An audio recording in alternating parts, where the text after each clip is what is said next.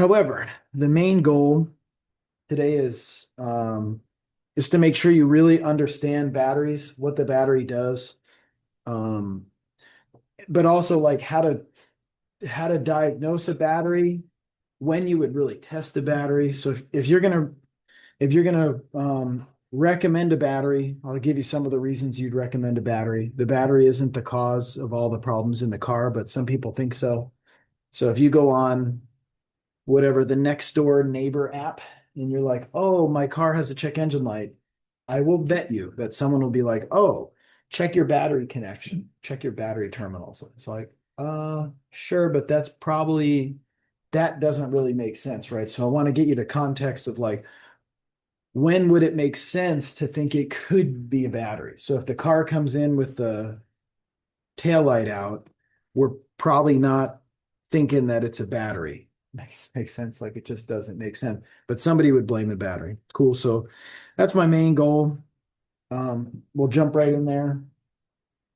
And so everybody knows vehicles rely on electrical power, right? So if you jump in your car right off the bat, you're probably going to turn the key on, your lights are going to come on, then you're probably going to start it, right? All that power is coming from the battery. Then once you start it, it gets a little more tricky. Once you start it in a traditional car, the alternator starts powering systems, but the battery is still in line there. So when the car is not running, the battery supplies all the power. When you do start the car, mostly the alternator is kind of supplying the power, but the battery's there as a buffer. So if the alternator is coming up a little short or the alternator is overcharging a little bit, the battery will stabilize that voltage. Kind of makes sense. So like one really cool pattern I noticed when I was working on cars every single day. If a car came in and the battery was dead, I'd go out and I'd jump it, whether with another car, probably not, probably with a jump pack. And I jump it and I get it going and I pull the jump pack off. And when I would drive it in, one of the first things I do when I got to my bay is I would just stop and I'd look at the dome light. And this sounds kind of weird, but if I looked at the dome light and I saw the dome light kind of like flickering a little bit, that was a really good indication that the battery was no good. Uh-huh.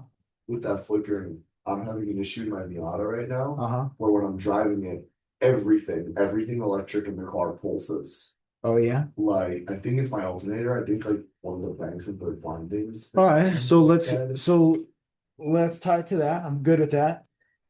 If with my eyes, I'm looking at this light flicker and the brightness of the light all has to do with the voltage, right? So if it's more bright, the voltage is high. If it's more dim, the voltage is low.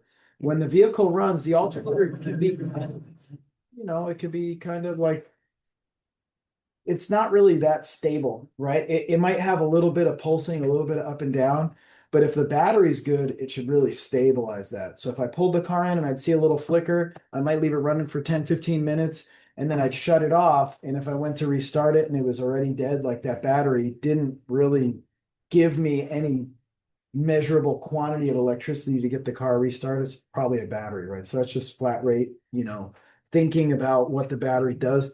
With your situation, my only my the way that we probably proceed on something that's pulsing is not just rely on our eyes. I'd probably go with the meter and actually measure your battery voltage. And if your battery voltage is going up and down a lot, then that would probably lead me towards like a charging system thing. The good news is we cover charging in two more sessions, so it's starting and then charging.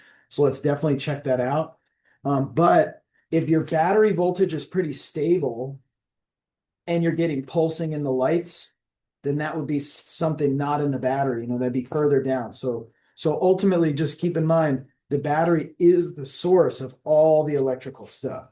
So if you have flickering lights, it could be the battery, but if you check the battery and the battery voltage is stable and the lights are still flickering, it's going to be something down, something after the battery. Kind of makes sense. So yeah, it's typically the battery is where some of our diagnosis may begin. And that's part of the reason why if you went on the next door site and you said you had any problems, someone will probably be like, oh yeah, it could be the battery. And it's, I guess technically true, but like You don't, every car you work on can't be the battery. It's kind of like if you're a doctor and every person that walks through the door has a bad liver. It's like, wait a minute, what's your fixation on the liver? Like I got a one person has a stomach ache, it's a liver. One person gets headaches, it's a liver. One person broke their leg, it's the liver. You know, you can't blame the battery for everything. You can't blame the liver for everything. But we do have to understand kind of where it starts. Electrically, it starts with the battery, right? All right, so if you get that, let's make sure that this will work. It's being a little bit weird. There we go. Okay. If we have all this electricity and whatnot, and the electricity does things like that last screen, you know, it's going to start the car, but it's also going to power the lights, and it's going to do, you know, any number of electrical things, the navigation, the power seats, the power windows, the power mirrors, the wipers, all that type of stuff. We need a way to store a lot of electrical energy. So all the batteries is a storage device. That's it.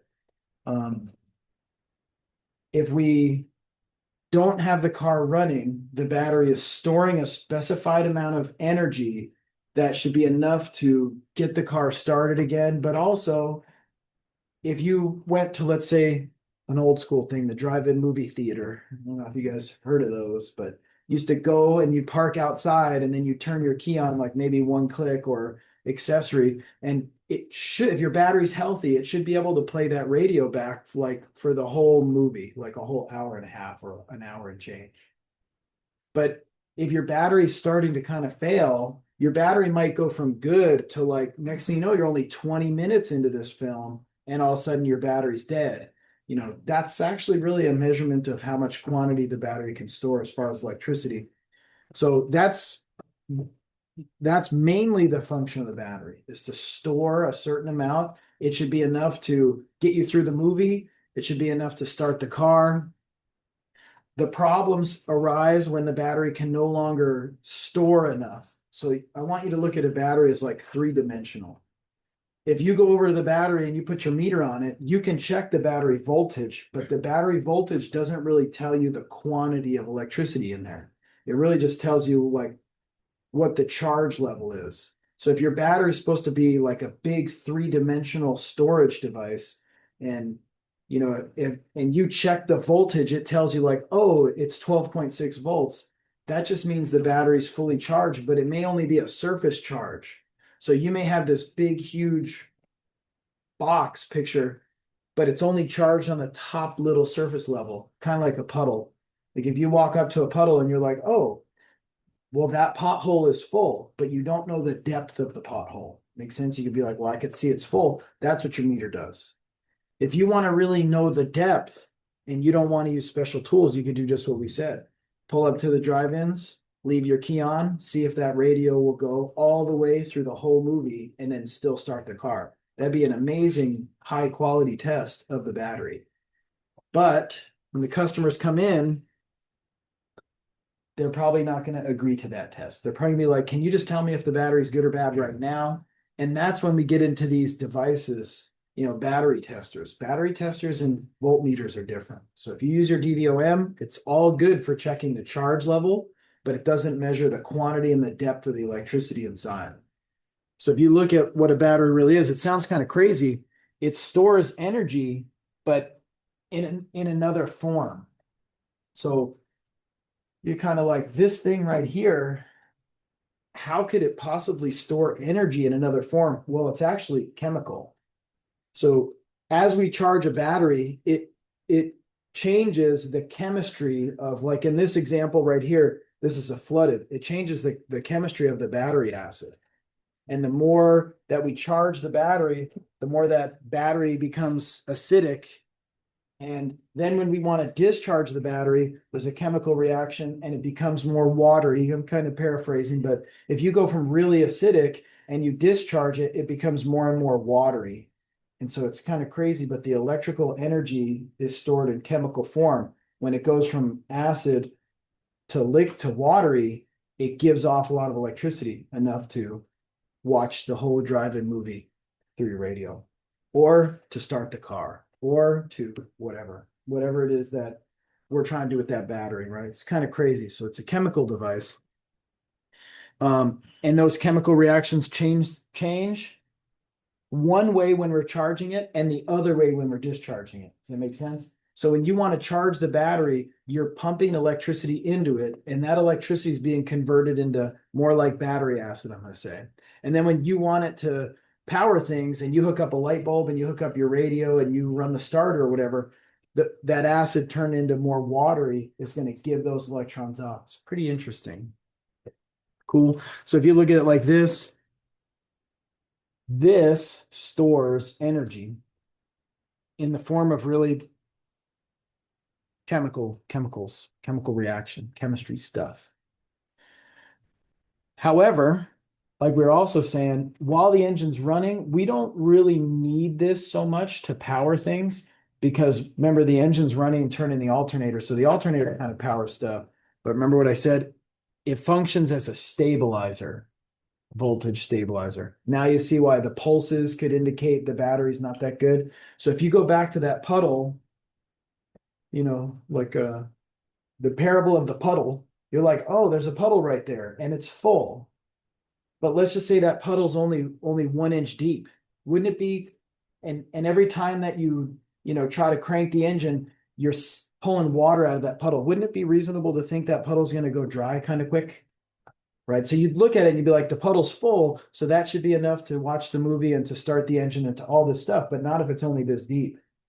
Kind of makes sense. So if your battery is like totally bad, like the example I gave, when I go jump start the battery and the car starts, then I take the jumper off. Now the car's running straight up off just the charging system. An alternator is going to be most of what we talk about. So if it's running off the alternator and that puddle you see isn't even just a 1 inch, it's basically like there is no puddle. Now you can see there's going to be no absorption of the excess electrons and there's going to be no absorption of the excess electrons. There's going to be no discharge when we have a shortage, right? It's going to be really raw. The lights are going to flicker a little. The battery voltage is going to be kind of inconsistent because we don't have a reservoir, basically, if you picture water, right? So the battery functions kind of as like a reservoir would for water or a storage tank or whatever else you can possibly think of. Okay, cool. So here's what's happening inside there. And you can see it on this one. This one's a cutaway. So this is a literal, automotive style battery, probably a motorcycle battery, maybe a lawnmower, but you could see that there's plates and stuff in here, right? So what's happening with those plates? Well, look what we have here. A positive plate, an insulator, and then a negative plate. And they're all submerged in an electrolyte that's kind of more where I'm saying battery acid. But what's interesting is the positive plate and the negative plate are two different materials. And that's going to be kind of where we go with this. And then there's going to be a voltage differential between the positive and the negative plate. Let's just say 2.1 volts. If you had 2.1 volts difference between red and blue, let's just say between positive and negative, 2.1 volts is not enough to really run the automotive systems. Anybody know what the voltage is we're running on? I think you do. We just generally call it 12 volts, right? But then if you remember, we talked about a fully charged battery being 12.6.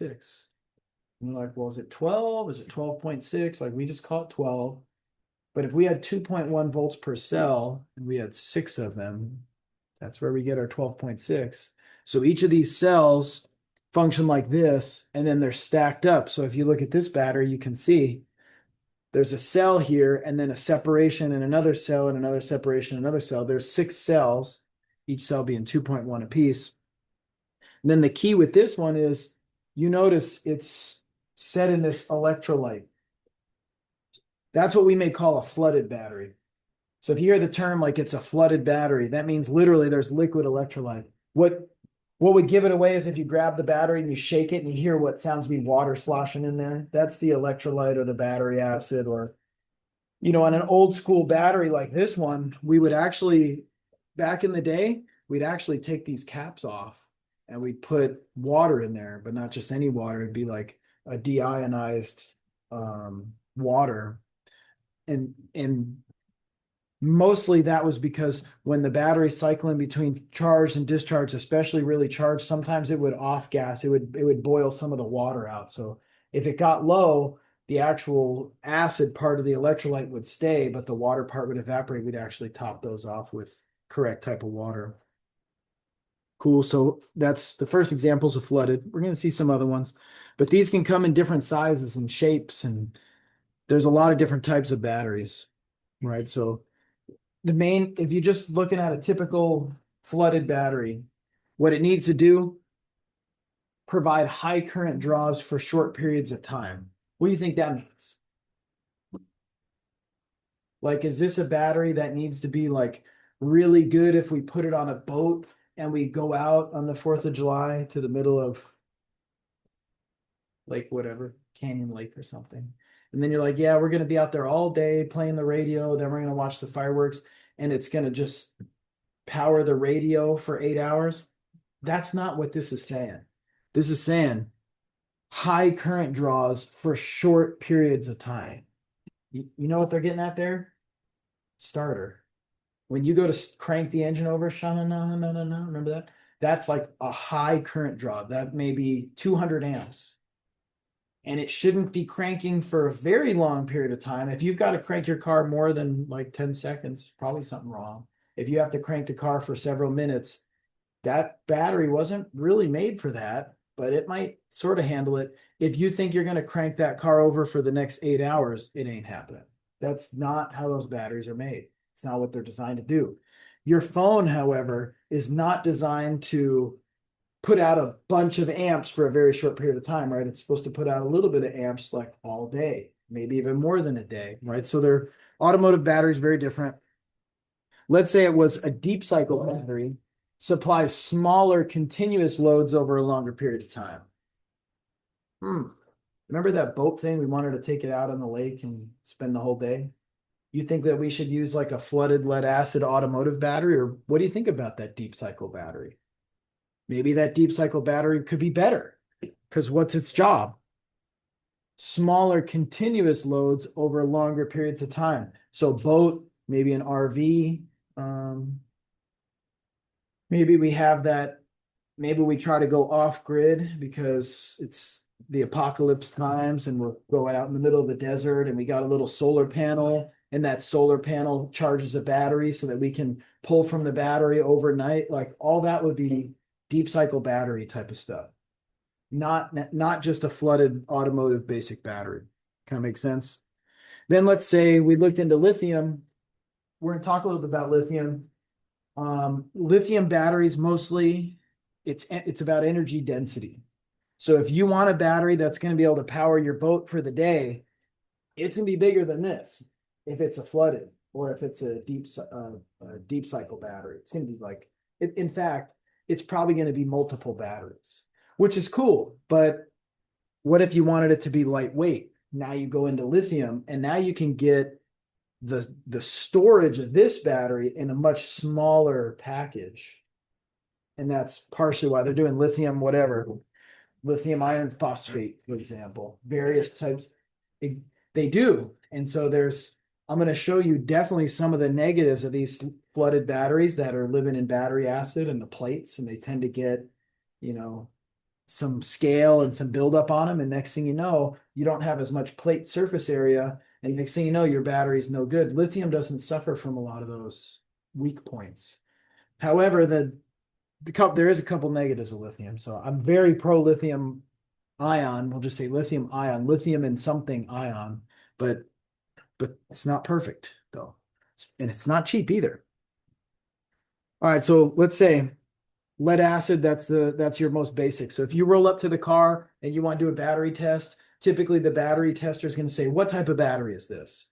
And it's common if you go to charge the battery, it's going to say like, what type of battery is this? And you're going to say, I don't know. It's a Duracell. It's an Interstate. It's a whatever.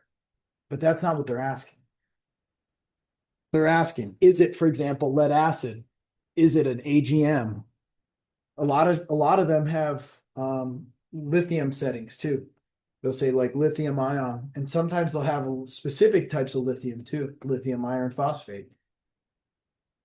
And the way that we charge them is different, and the way that we test them is different, and it's all different. So if you're going to test a battery and you walk up to it and you see it looks like this, and you can tell there's little caps on it, that's a flooded, that's a lead acid. So we may call it flooded or lead acid. Either one's fine.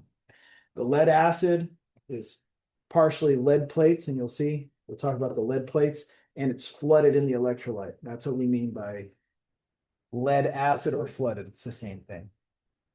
Or if it's AGM, that's different. So if you walk up to the car and you're not sure, try to read somewhere and look and be like, oh, this says this one's not true. So let me get this one. This one says AGM. Absorbed glass mat. Blah, blah, blah, blah, blah. What's your favorite type of battery? Something, something, something Optima red top, or whatever. If you look, those have kind of a round cylinder shape on them. If you look at them, those are spiral like an absorbed glass mat. Those aren't flooded. If you notice, Optima batteries, you can mount them upside down, right side up, or whatever. If it's a flooded battery like this, even you can tell I'm still sketched out. This is not going to be happy like this. This is not how this is not the natural state. It's kind of like you're on the trail and you roll up to a Jeep and you notice it's upside down. That's not its happy state. It's not supposed to be upside down. Flooded lead acid is not supposed to be upside down. So let's say that you wanted to talk motorcycles. Motorcycles can have flooded lead acids, but actually they a lot of times will favor a type of AGM, because if an AGM is an absorbed glass mat, there's not sloshing and liquid in there. The electrolyte is absorbed into the mats. So you can flip it upside down and right side up and turn around and whatever. So if it's something that's going to be doing aerial acrobatics and flips, lead acid would not be the choice.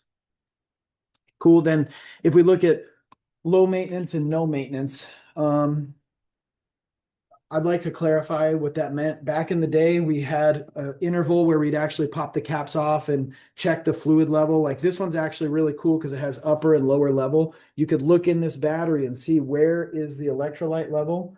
And that was just like a regular style battery. Then when you had the lower maintenance, those would tend to be, a little like, I don't know, you wouldn't really pop the caps, maybe just look through. It's not a huge improvement. But then when it went to no maintenance or maintenance free, this was actually, I fibbed you, this is not an AGM. This is actually a lead acid. I know because it says it.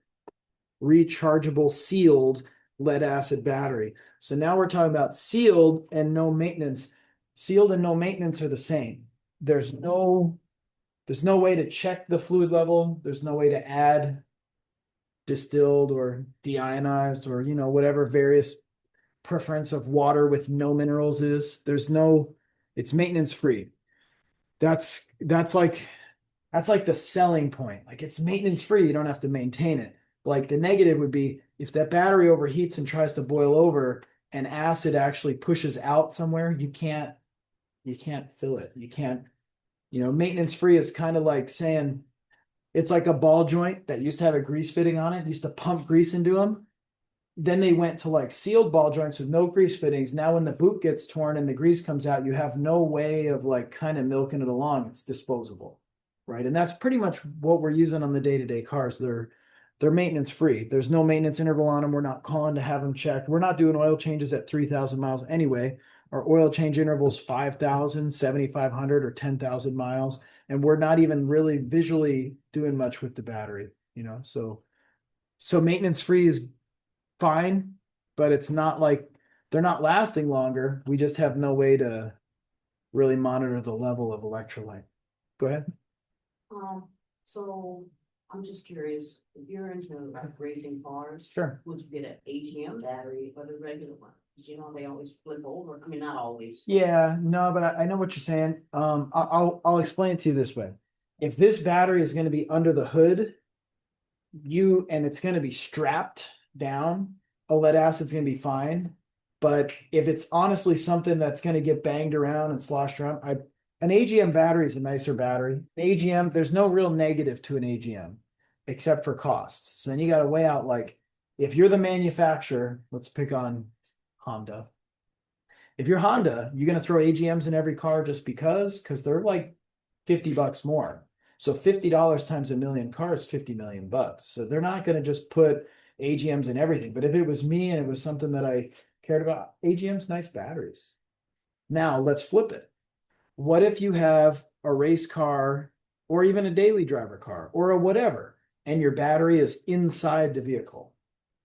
You don't really want this off gassing, right? Like if it gets overcharged because there's a failure in the alternator or whatever, if this is overcharging, this can put out hydrogen gas. It can put out different types of chemical, you don't want that in there with the passives. Can that make sense? So on most vehicles, if it's going to be under the seat, in the trunk, somewhere in the vehicle, they're probably automatically doing AGMs because of liability. However, I've seen somebody lead acid, and I've seen somebody lead acid and they have a little elbow right here, and there's a little hose, and you got to hook the little hose up right here. So if it does off gas, it off gases the hose and it goes out somewhere. Have you seen that? That's how my Audi was. It was Yeah, of course. I had a wagon and it was in the trunk, so I was Yes. off, but it had the hose on it. Yeah, so it's probably, if it has the hose, I'm gonna say it's most likely a lead acid. Yeah. Because if it's an AGM, there's no reason to have the hose. An AGM is sealed, it can be flipped and turned, and there should be really no off gassing.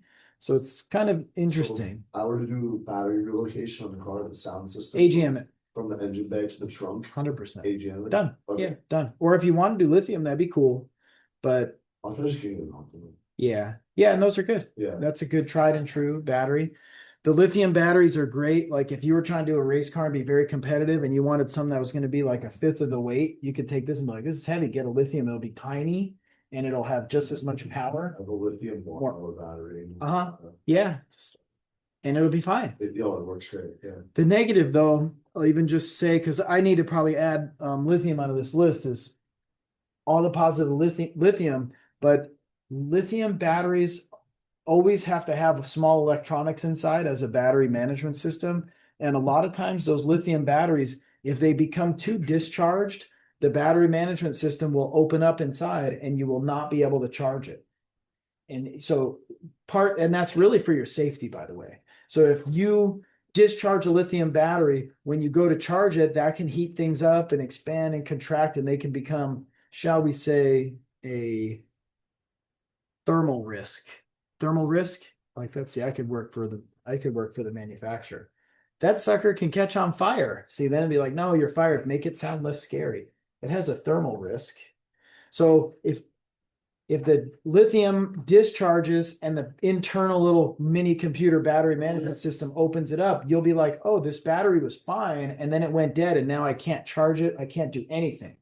Now, I'm not going to say that you might not be able to jump it and make it seem like, it's powered up. That might re-engage the battery management system and then put on a charger and then slowly pull your jumper off, and the charger will be like, oh, I'll charge this. Yeah, because it wasn't totally dead. You can trip out those lithium batteries and bring them back to life, but I've also heard of some problems with that, so I'm not really recommending that. You guys may hear of people's homes burned down because they were charging RC car batteries and these types of stories. They're probably true. So lithium's amazing in a lot of ways, but there are some negatives there. So if you're working on a car and it says lithium battery, we charge those different, we test them different. The jump starting procedure can a lot of times be different. Like you just got to be aware. Everything changes when it's lithium. A little scary because the thermal risk. But I like it. In the lab, Bill, are they mostly lead acid? Almost everything we got. I think everything or almost everything. Yeah. And if you pop the hood on a random car, it's probably lead acid. If it's interior, it could be either one.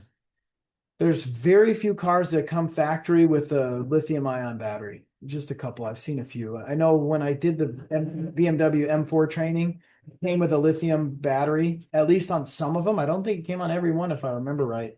And you know what the price was on that? $1,100. Have a nice day. Because it had it, and what's interesting, it was a battery, and then it had a little connector, and you had to actually plug in a second connector, and that was the battery control module was in the battery. So enjoy that. Not for me. So then here's like an example. Here's your AGM inside. It's a pretty good typical example. And the AGM, like I said, it's absorbed glass mat, so it's similar, but there's not a liquid in there. So here's that lead acid, right? So wet lead acid, aka flooded. Main storage device, pretty common. Flooded. The lead plates are immersed in the water acid electrolyte, can supply very high discharge currents while maintaining a high voltage, which is useful when cold starting. So that's like the main concern of a battery. When a battery's cold, it doesn't have as much output. And also when an engine's cold, it's a little harder to crank it, and you might have to crank it longer and stuff like that. So this is the automotive application is perfect use for the lead acid. And generally it's pretty high power. It's rechargeable, so that's great. Now, when we recharge it, just imagine what that means. That means we're changing the chemical compositions of that electrolyte. And again, it can become more acidic or less acidic. So if it's charged, I'm going to say more acidic. And I'm not actually even entirely sure that that's true, but for this purpose, it's the same or less acidic, right? So when we cycle it, when we charge it and when we discharge it, it's going pH is going one way and then the pH is going the other way. So it's not like we're raising and lowering the electrolyte level or anything. So they take really well to just being charged and discharged. However, if you leave it discharged for long, they tend to get this scale buildup. And that's one of the things that, we're going to start to see as the batteries type of fail, as the batteries tend to start failing. So let's take a look. Negative plates are coated with a lead grid. So lead makes sense. Positive plates are coated with a brown lead peroxide. So it's lead and lead peroxide. The difference between the two is actually how we make the voltage. It's kind of interesting. So it's always going to be lead and lead acid, but they can't touch because the positive can't touch the negative, right? So we're going to separate it with some type of plate. Cool. And so when I say that there's a scale buildup, we're going to talk about the battery becoming sulfated.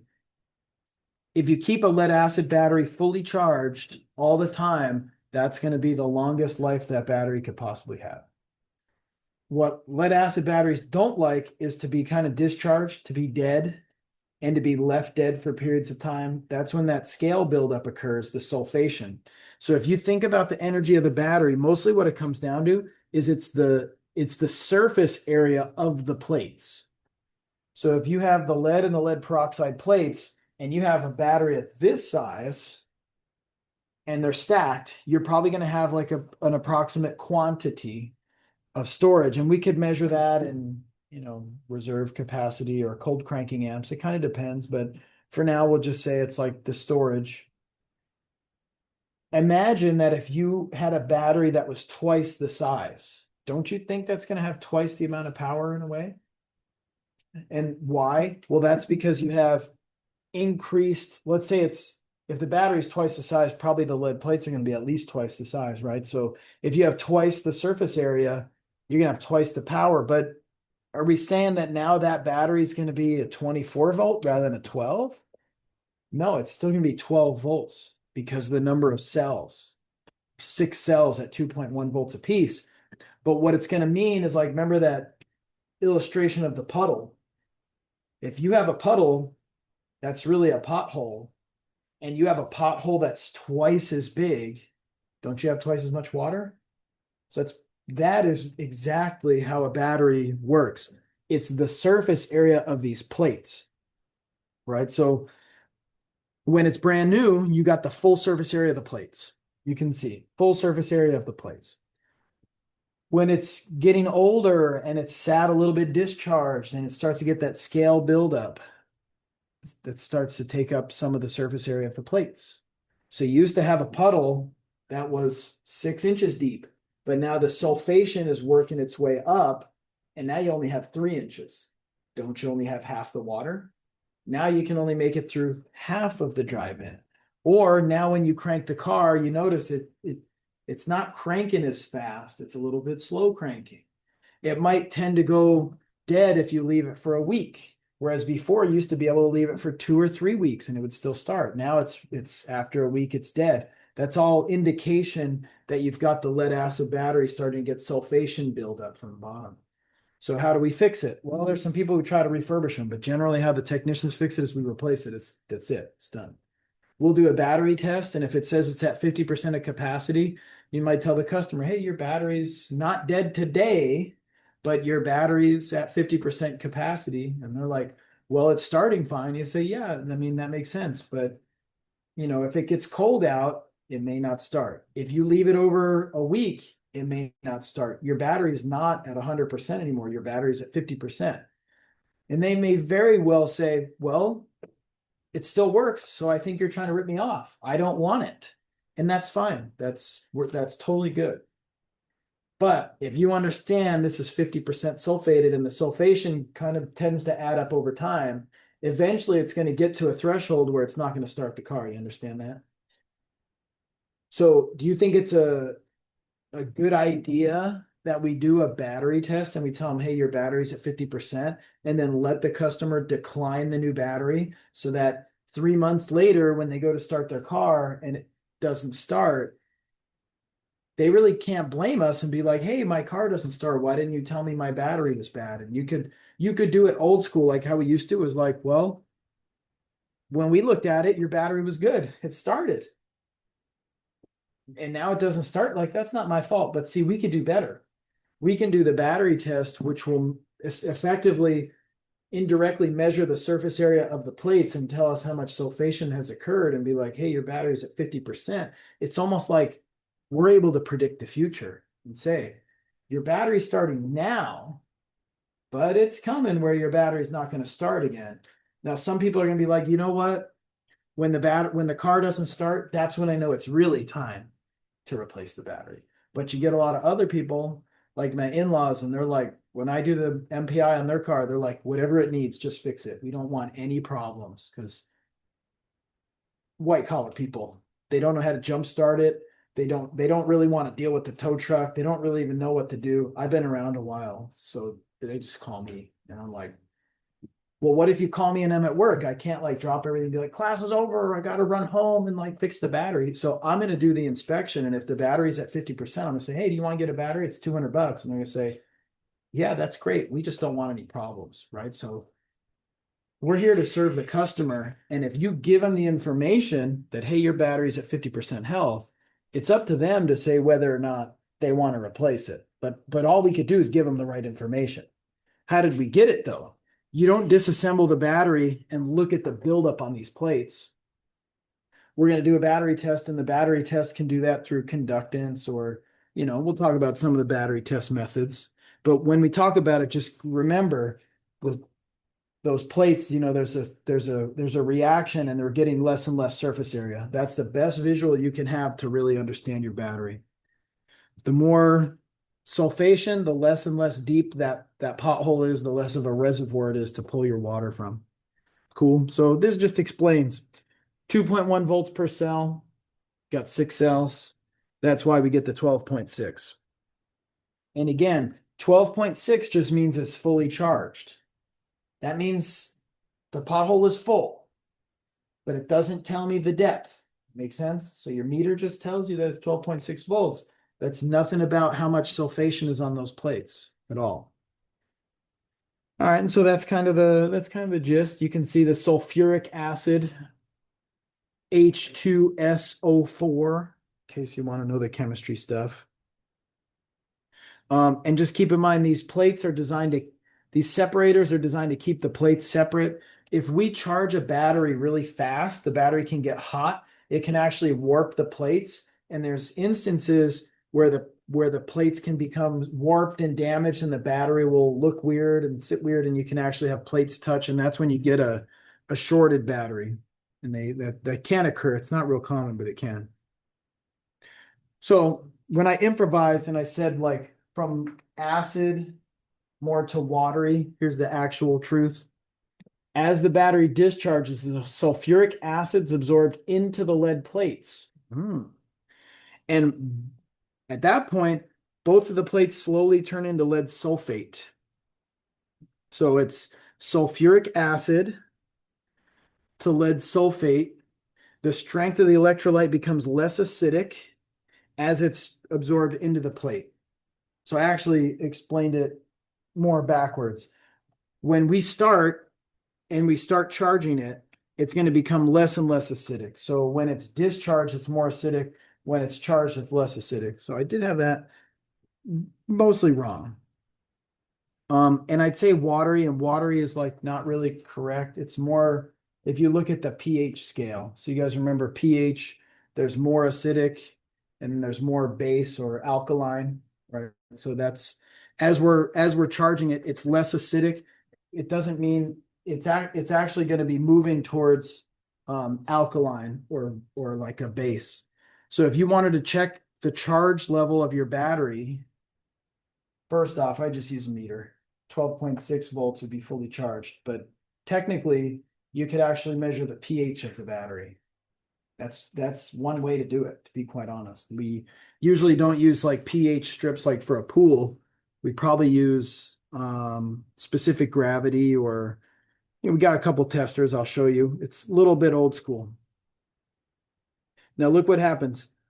Charging, when we charge it, it generates hydrogen and oxygen gas by separating from the water and the electrolyte. And that's what I meant by off-gassing. So when you charge it, that hydrogen gas is going to separate, and the hydrogen gas is going to try to push out of the battery. And if you have the interior battery with the little tube, the hydrogen gas goes out the tube. If you didn't connect the tube because you didn't know what the tube was, the hydrogen gas goes into the cabin, and they can smell kind of like sulfury. It can smell really bad. Or, and those are negatives. Or we can make a really bad negative. You go ahead and you bring the car in, you put it on the charger, and it's an old school charger. In the old school chargers, some of the stuff I've dumbed the curriculum down a bit was in the old school chargers, you would have to set the charge rate. And you could do some math on how charged it is and what the voltage is. And maybe you start out with a 50 amp charge. That would be a lot. And then you should like back it off to a 20, to a 10, to a 5, right? So let's just say you go to an old school charger and you hook up this battery and then you set it to like a fast charge. Then you forget about it. And then you go to do something else and you forget about it. And then you leave for the day. That battery is going to off gas a lot of hydrogen. Understand something, that's hydrogen and oxygen in the right combination is flammable. So if you're charging a battery, the last thing you want to do is have a spark in this general vicinity. That's not really where we want the spark. That makes sense. So if we're charging a battery, just be aware like, hey, don't have any sparks and flames over there because it could be off gassing. Now, there's a couple of things that I would do. Right? Charging is technically going to generate hydrogen and oxygen, but the slower the charge is, the less, right? So I always love a slow charge. It's a better, higher quality charge anyway. The way that I visualize it is if it's a slow charge, that charger is going to kind of like pack everything a little tighter. The slower the charge is, the more thorough the charge is. If you could put it on a slow charger, that'd be preferred. Most of the new battery chargers are smart enough where when it gets to a certain voltage, it'll turn off. And then you get into it more deep being like a battery maintainer. Battery maintainers are nice because they just keep it charged, but they don't overcharge it. And so most of the chargers are smart enough where you don't have to worry too much, but just be aware if you're charging it old school, this could be off gassing. That's part of the reason when we jumpstart cars, we want to make the last connection away from the battery. You ever notice the last connection you make has a little spark? Yeah. Well, it'd be good to do that away from the battery. Now, do you understand why it'd be good to do that away from the battery? You want to make the spark right at the thing that's off gassing because it was dead and now you're jumping it. It's starting to charge. So like, not a good idea. Cool. And I'll show you how you should jumpstart the car. That's coming up later. So if you just look at this battery, you can kind of see. Here's another example, the vent caps. We pop those off, and that's where you could check the electrolyte and potentially add the water. Right, and then if you look, here's more of an AGM. It looks pretty much the same, but there's no vent caps. And so this is not flooded. This has actual electrolyte that's absorbed into the plates. into the glass mats. Cool. So not a real big deal. Okay, and this is the first hazard would be if it's gassing, if it's putting off that hydrogen and oxygen, that's a risk of explosion. But also, if there's a battery acid spill, it's so I'm gonna say acidic because like you think of acidic, but actually if it's charged, it's more alkaline, right? But that's still technically alkaline is on one scale, pH end of the pH scale, and alkaline's on the other. But to us, it's battery acid. I can tell you what happens if you get a brand new Carhartt jacket and a little bit of battery acid gets on the sleeve and you think it'll be all right. You want to know what happens the next day? You wake up and there's a huge hole in your jacket and you're like, what happened? That battery acid like literally ate the jacket. It just burned it up. It was just gone. There's just a big old hole in the sucker. So if you have for some reason a battery acid spill, it's a bigger deal than just like, oh, just like wipe it off. Like that's gonna mess some stuff up. Paint, it'll totally destroy paint. So how would we neutralize it? Water and baking soda would be a good idea. The other thing we see is you ever notice sometimes around the battery terminal posts, you see some like corrosion and powder and nasty stuff. Pretty cool trick. Water and baking soda. Water and baking soda, put it on there. It'll sizzle, and then you can toothbrush it. It'll turn out really clean. What were you going to say? You want to use your beverage of choice? Would you make it like a paste? Yeah, paste is great. Depends on how you really want to work with it. If you're trying to clean the terminals, just a little bit of water and what kind of more baking soda and make it a paste. You can brush it on there, walk away for a little bit, and then just come over and rinse it off. It'll look brand new and dirt cheap. Or if you want, you can go buy battery terminal cleaner and it'll work the same, but pay a lot more. Although it's convenient because it comes in a little spray can. So that's fine. Or I have seen people use Coca-Cola, but and it does work, I gotta admit. And then to think if it cleans those battery terminals so well, you can finish the can off by putting that stuff into your stomach. Delicious. Very good, especially for your teeth and whatnot. But that does work too. Although it attracts a lot of ants. So I'd probably recommend the baking soda and water. Right, and so that's kind of it's a little bit of a summary, but you guys will recall that. And then the surface area of the plates in a cell determine its current capacity. Cool. So this is stuff you've heard. So all these plates are going to end up, the positive plates are in series and the positive plates together are in parallel. The negative plates together are in parallel, but overall, the cells end up in series. It sounds a little bit weird, but each of these cells has all the positive plates connected to one post and all the negative plates connected to one. And then the positive of this one goes over to the negative of the next one. And then that positive of the next one goes to the negative of the next one. And so all at the end of your 6 cells, your last positive becomes the positive terminal. And your first negative becomes the negative terminal. It's kind of interesting. So that's the whole reason why it's 2.1 plus 2.1 plus 2.1 plus 2.1 plus 2.1 plus 2.1, because in series that voltage gets added, right? So if you understand what that's trying to say is like, this is a 12-volt battery. If you wanted 24 volts, you could take another 12-volt battery. Sounds crazy, right? But the first one, your negative becomes the negative. The second battery, your positive, goes to the negative of the second battery. And then your second battery's positive becomes the actual positive. You're kind of like, what? You're going to hook the positive to the negative? That's crazy. Well, if you have them hooked in series, that's all that the inside of the battery is anyway. You have 6 cells in one battery.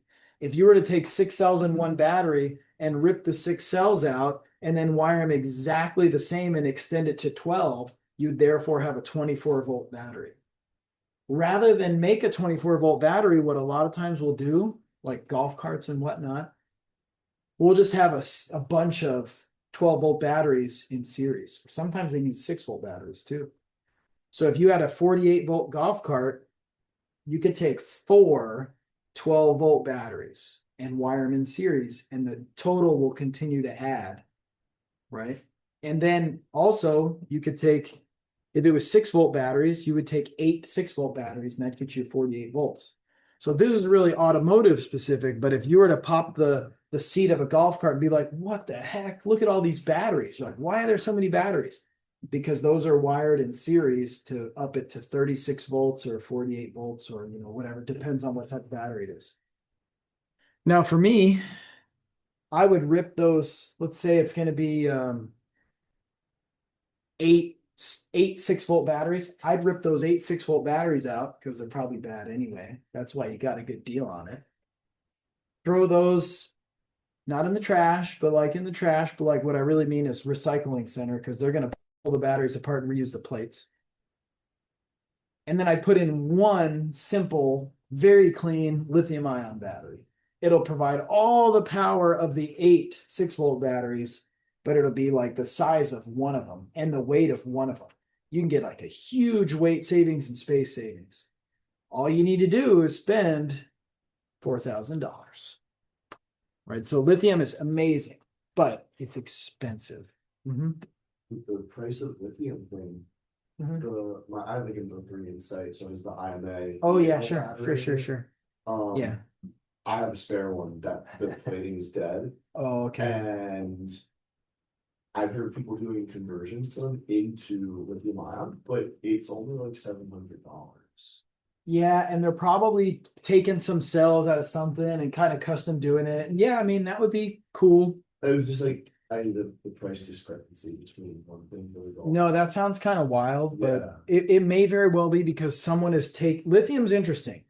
A lot of times the cells last a long time, but if you have one bad cell in a lithium battery, the whole battery's no good. So if you buy a bunch of them and you can test the cells individually and you can like pick the good cells and chuck the bad cells properly in the recycling method, you could make a battery pretty cheap.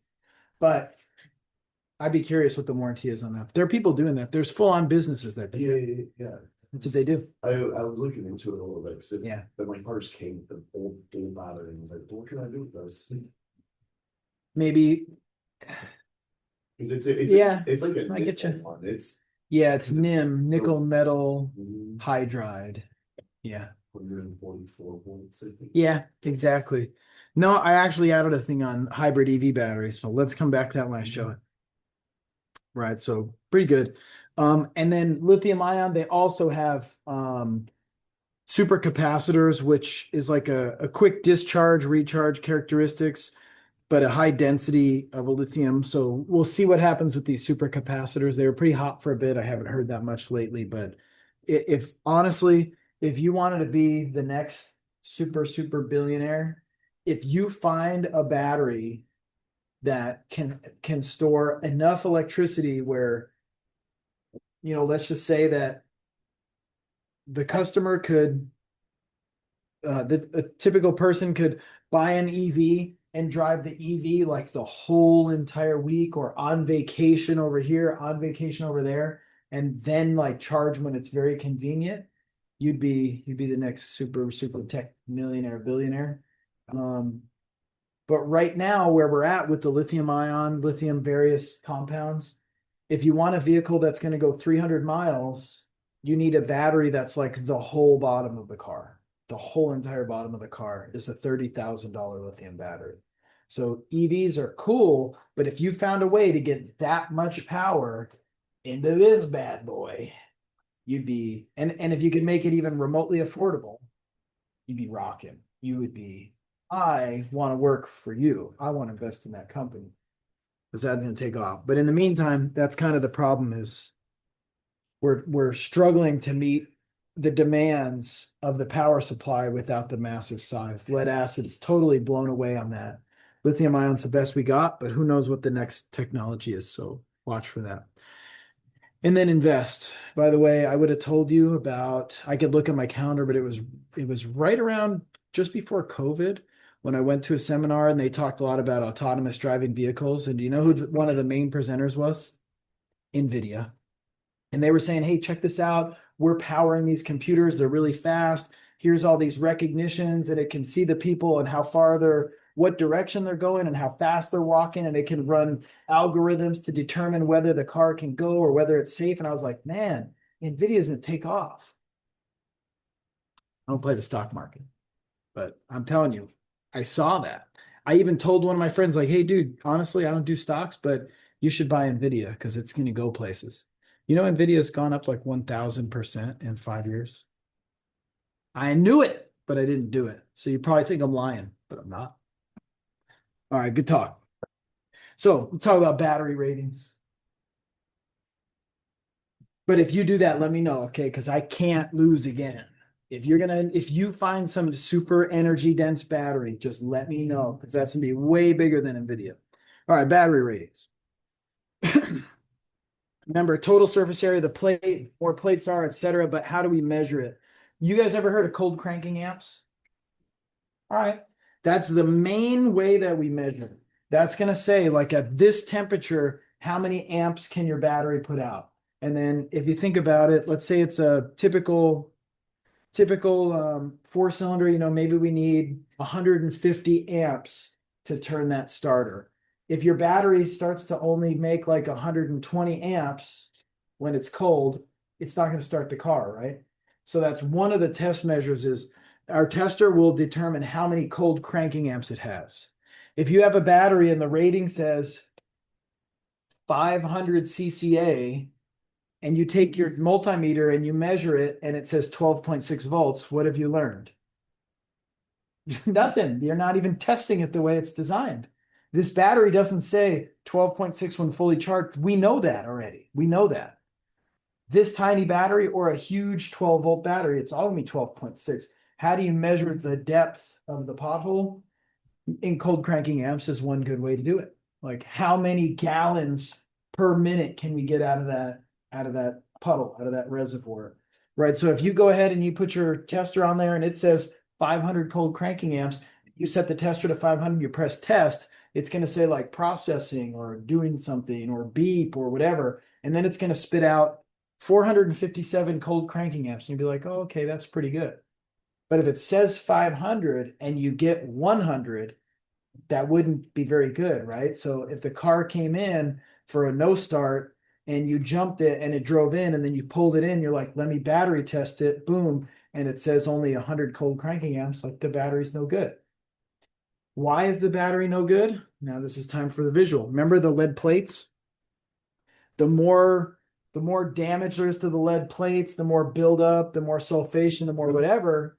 You used to have 5-inch deep puddle. Now you only have a 1-inch deep puddle. That's not enough water to do the thing. You used to have 5 inches of lead plate. Now you only have 1 inch of lead plate. That's not enough surface area to do the thing. Start the car, to do the whatever. Make sense? So batteries fail, and the way you test them is you can use the battery tester in general. Make sense? You can measure the cold cranking amps, which is mostly what we do, the cranking amps. These are just the formality differences. In the US, I don't know about everywhere, but we generally use cold cranking amps. It's how many amps the battery will put out at a certain voltage, at a certain temperature, and then, the cold is going to generally be like here's what we say. Cold cranking amps measures the load in amps that the battery can deliver for 30 seconds while maintaining a voltage of 1.2 volts per cell at 0. That's the cold cranking amp test. The cranking amp test, I actually don't recall it because we don't use it that much, but it's similar test, but it's not at 0, right? So it's kind of like cold cranking amps and cranking amps, same thing. Who cares? If your cold cranking amps are low, your cranking amps are low. If your cranking amps are good, your cold cranking amps are good. They go together. It's just a different test protocol. It's a different test temperature of the test. Cool. So that's like basically whether or not it'll start the car. Then there's a different one, the reserve capacity. That's actually more like if you were to try to measure reserve capacity, you would wire up a light bulb to this and see how many minutes the light bulb would stay on before it's dead. If that's really measuring volume as well. If your reserve capacity is low, your cranking amps are going to be low.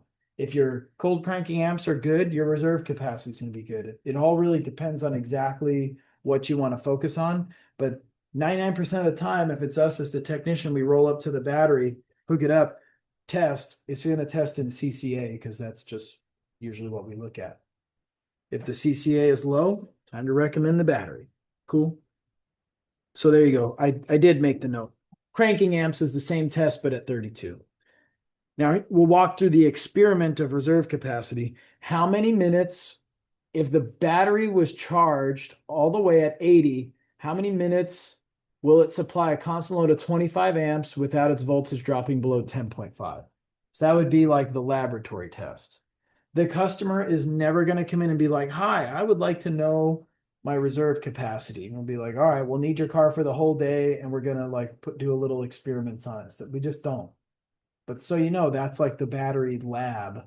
That's what the battery lab would do. Cool. Now, how do you know what it should have? Well, it's marked. So somewhere on the battery, it'll say some number somewhere. Now, technically, if you had, let's say you had let's go with a Silverado. Is that like, if you had a Silverado 2500 HD and you looked at that battery and it had like a group number that just basically tells you the model number of the battery. Then let's say you looked at another Silverado 2500 HD, you might notice it has a different battery, a bigger battery. You're kind of like, why? Why would it have a smaller one and a bigger one? Well, maybe the smaller one is for a gas and maybe the bigger one is for a diesel. If it fits the battery tray and I pick the diesel battery up and I put it in the gas vehicle, that's fine. It's overkill, but there's nothing wrong with that. So if you put a battery in that has more cold cranking amps than it needs, great, nice job. If you try to close the hood and the hood hits, that's probably not going to work out. But if it fits in the space, there's nothing wrong at all with using a battery that has higher reserve capacity, cranking amps, cold cranking amps, or whatever. But if it's that diesel and that diesel's calling for 800 cold cranking amps, and you're like, oh, it's cheaper to get the other, you go to the store and you're like, hey, it's a Chevy 2500 HD. And they're like, yeah, we got this option or this option. You're like, well, give me the cheaper one. You may buy a battery that's 650 cold cranking amps for a gas, and it may not really crank that diesel the way the diesel's supposed to be cranked, right? So just be aware that cold cranking amps are usually tied to what it's got to start. If it's a motorcycle, it doesn't need 800 cold cranking amps. If it's a diesel, probably does. It might be more than that. It might be 1100 or something. Kind of makes sense. Pretty simple. All right, so I think we're probably pretty good on lead acid. Deep cycle batteries, they're designed to be cycled down to 45. Between 45 and 75, they're happy. Again, a lead acid, this is going to be happy if you just keep it charged all the time. The more you keep this charged, the happier this is. If it's going to be a deep cycle, those are fine if you discharge it to 45 and back to 75 and 45 and 75. That's where they're happy. They're not unhappy if they're always at 75, but they don't, really, you don't need to keep those fully charged to make them last. They're designed to be drawn down. That's why it's deep cycle. Cool. So when we go to charge it, we could, if you want to make it last, keep it at 45% for a deep cycle. That's going to be way different. Cool. And of course, both of these need to be mounted properly, FYI. And then here's gel, which again, very similar to a to like a AGM. But if you look, the gel battery could even potentially be called valve regulated lead acid. It's a gel-like, and if you notice, this starts to look a lot like some of those Optimas. But generally, if you roll up to the vehicle, it's not going to say gel. So then you'd have to determine, like, is this going to be lead acid flooded, or is this going to be like an AGM? And actually, I may have to really look into that. I don't recall. I thought it was like an AGM, but questioning myself right now. But About the jail cell one. sure. Bought two jail cell batteries because that was required. Uh-huh. You start to go bad, Yeah. the sulfur smell is so strong on. Oh, really? The lead acid one for the same car. Interesting. I think that's because of the gas, because of the valve. So when if they get a gas pressure above 2 psi, it's going to actually open so it doesn't pop. I think that's why you're smelling the gas, the sulfur. That's pretty interesting. I haven't heard that, but I am interested in that. I'm not, this was for a, not the Honda, I don't think, right? And it calls for a gel cell? That's Wow, one cool. I found out more information about it because I don't have all of those, I guess, high tech things in the car. Yeah, I can go to the lead acid. Yeah. interesting. I really gotta tell you, I don't know what their angle is on using the gel, but it's definitely interesting. That sulfur smell. Oh, I haven't had a whole lot of experience with that. So, it's only when it starts to go bad, it's starting to not use. yeah. I wonder if their angle is maybe they're worried about the extreme temperatures.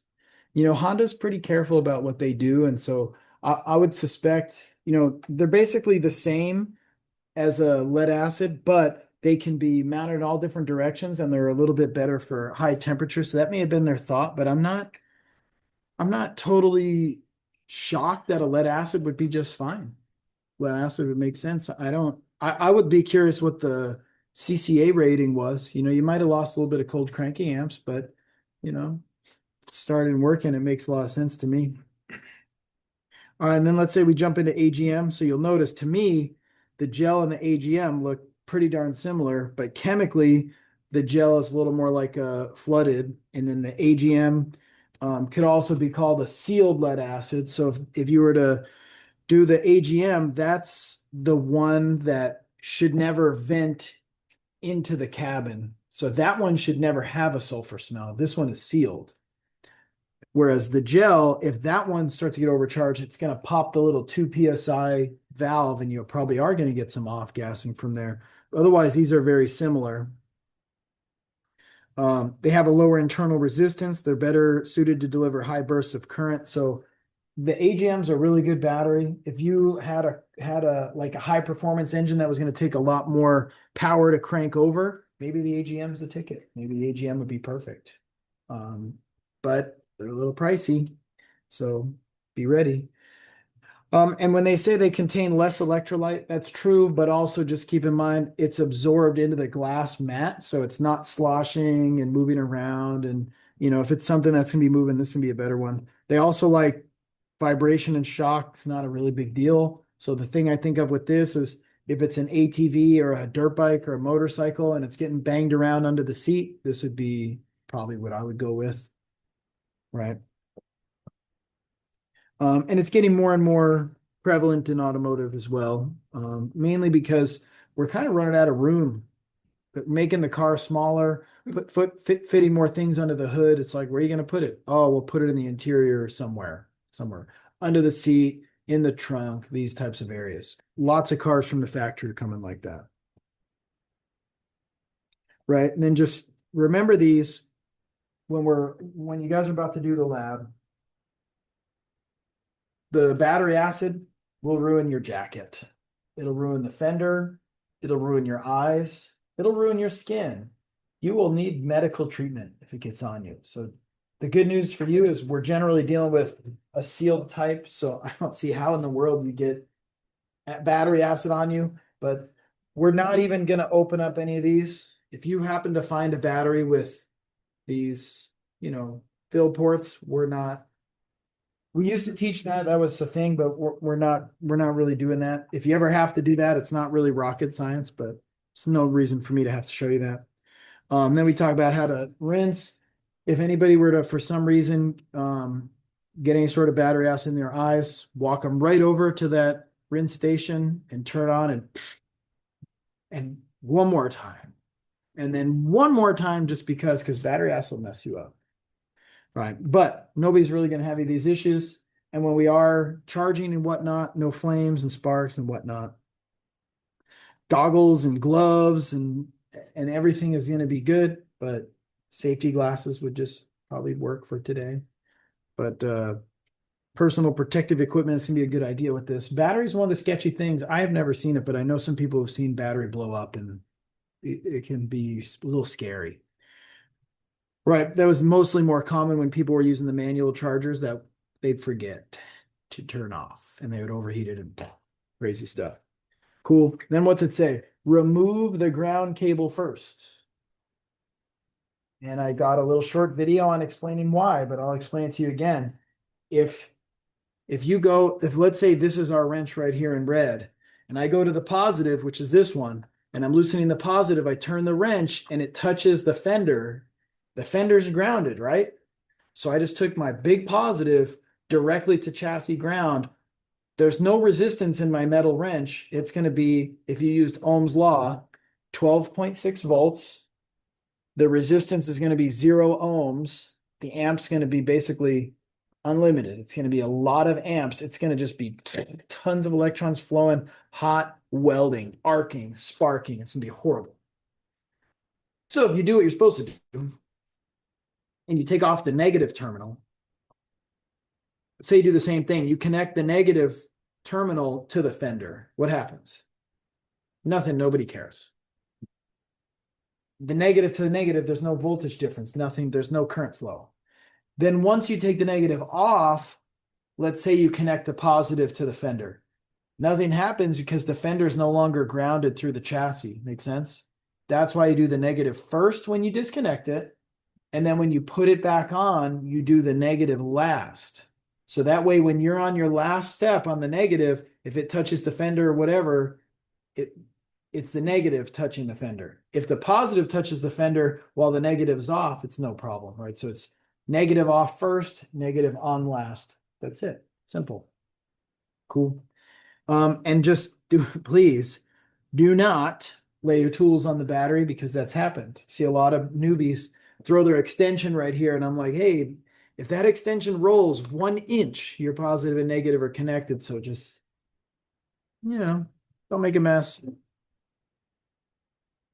And then generally, it's not a good idea to use spark producing tools. So your fancy Milwaukee M18 whatever thing. Yeah, I'd probably still use it, but I wouldn't recommend you use it.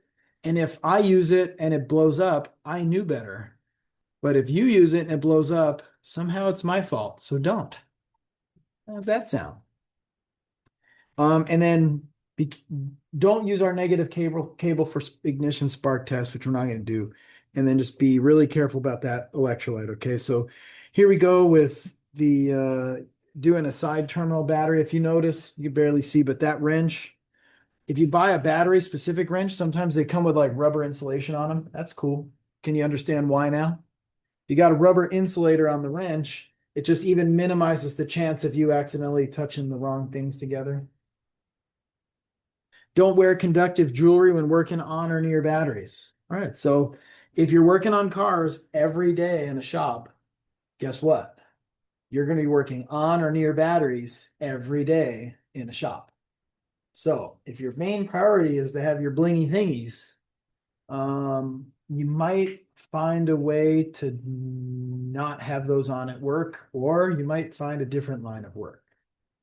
I don't do blingy thingies, and I don't have any of these types of problems, so keep it that way. Right, and then also if you're charging a battery or you're going to be charging it, make sure it's well ventilated. Some of the precautions. You understand what this means? Never create low resistance connection or short across the battery terminal. So like, what do we mean by low resistance? That'd be like a good conductor, right? Give me an example of a good conductor.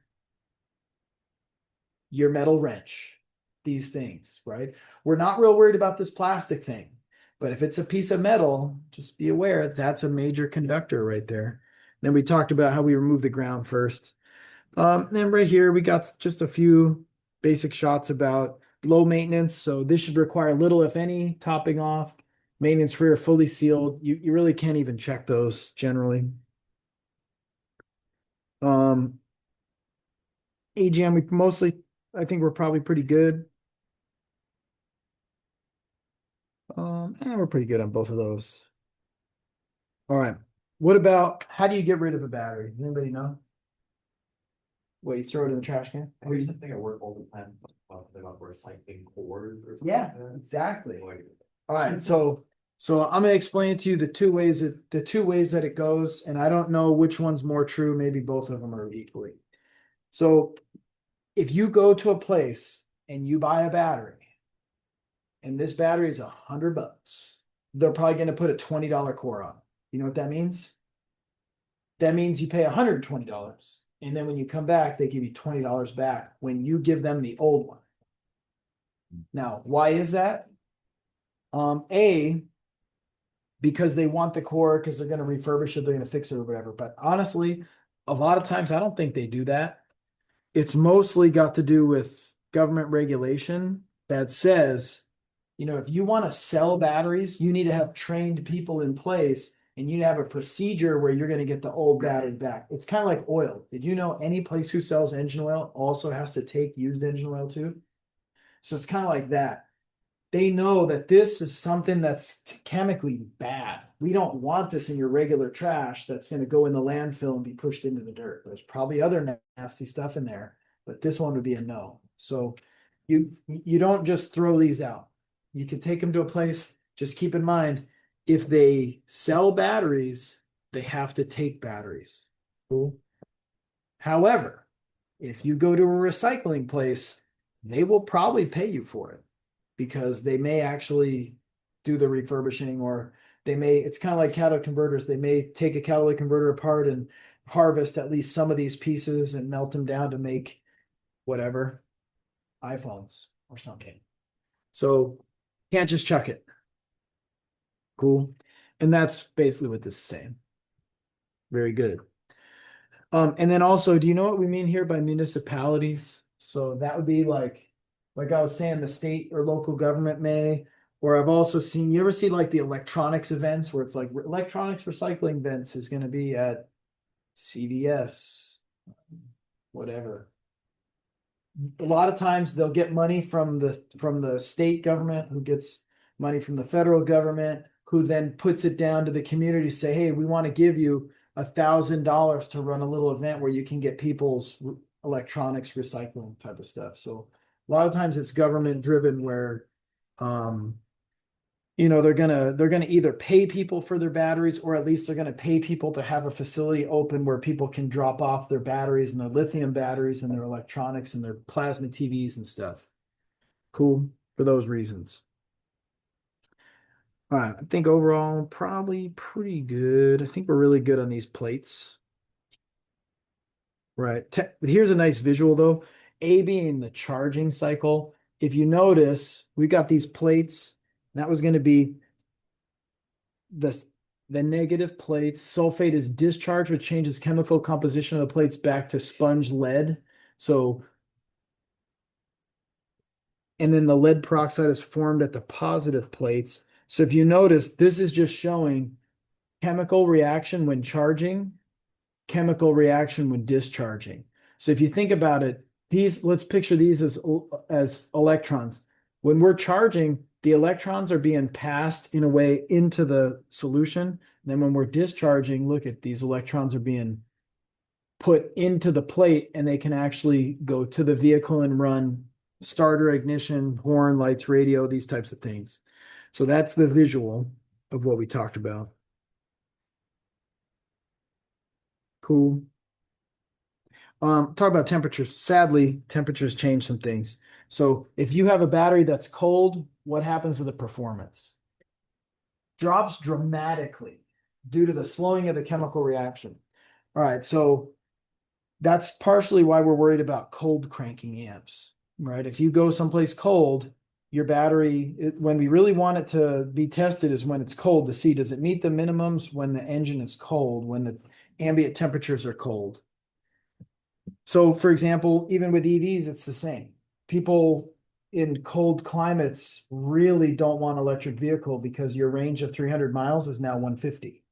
And you're like, I'm not towing or anything. Like, yeah, but the battery temperature can drastically decrease the energy storage. So if cold is bad for battery performance, is hot good? Well, kinda. If it's hotter, look, battery performance increases. But if the temperature increases too much, what's compromised?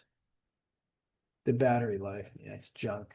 So if you go out to the desert, you'll notice a lot of times the desert, like the 120 degree, like an hour east desert, or Las Vegas.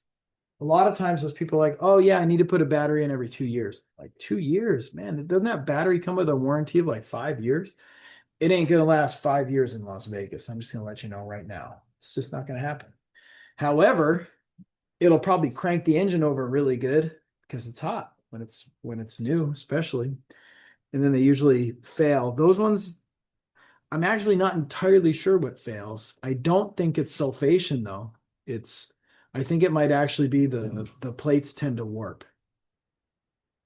So it's pretty interesting. Now, when we talk about these types of batteries, do you think that it might be good to know what the battery temperature is to determine how we should charge it?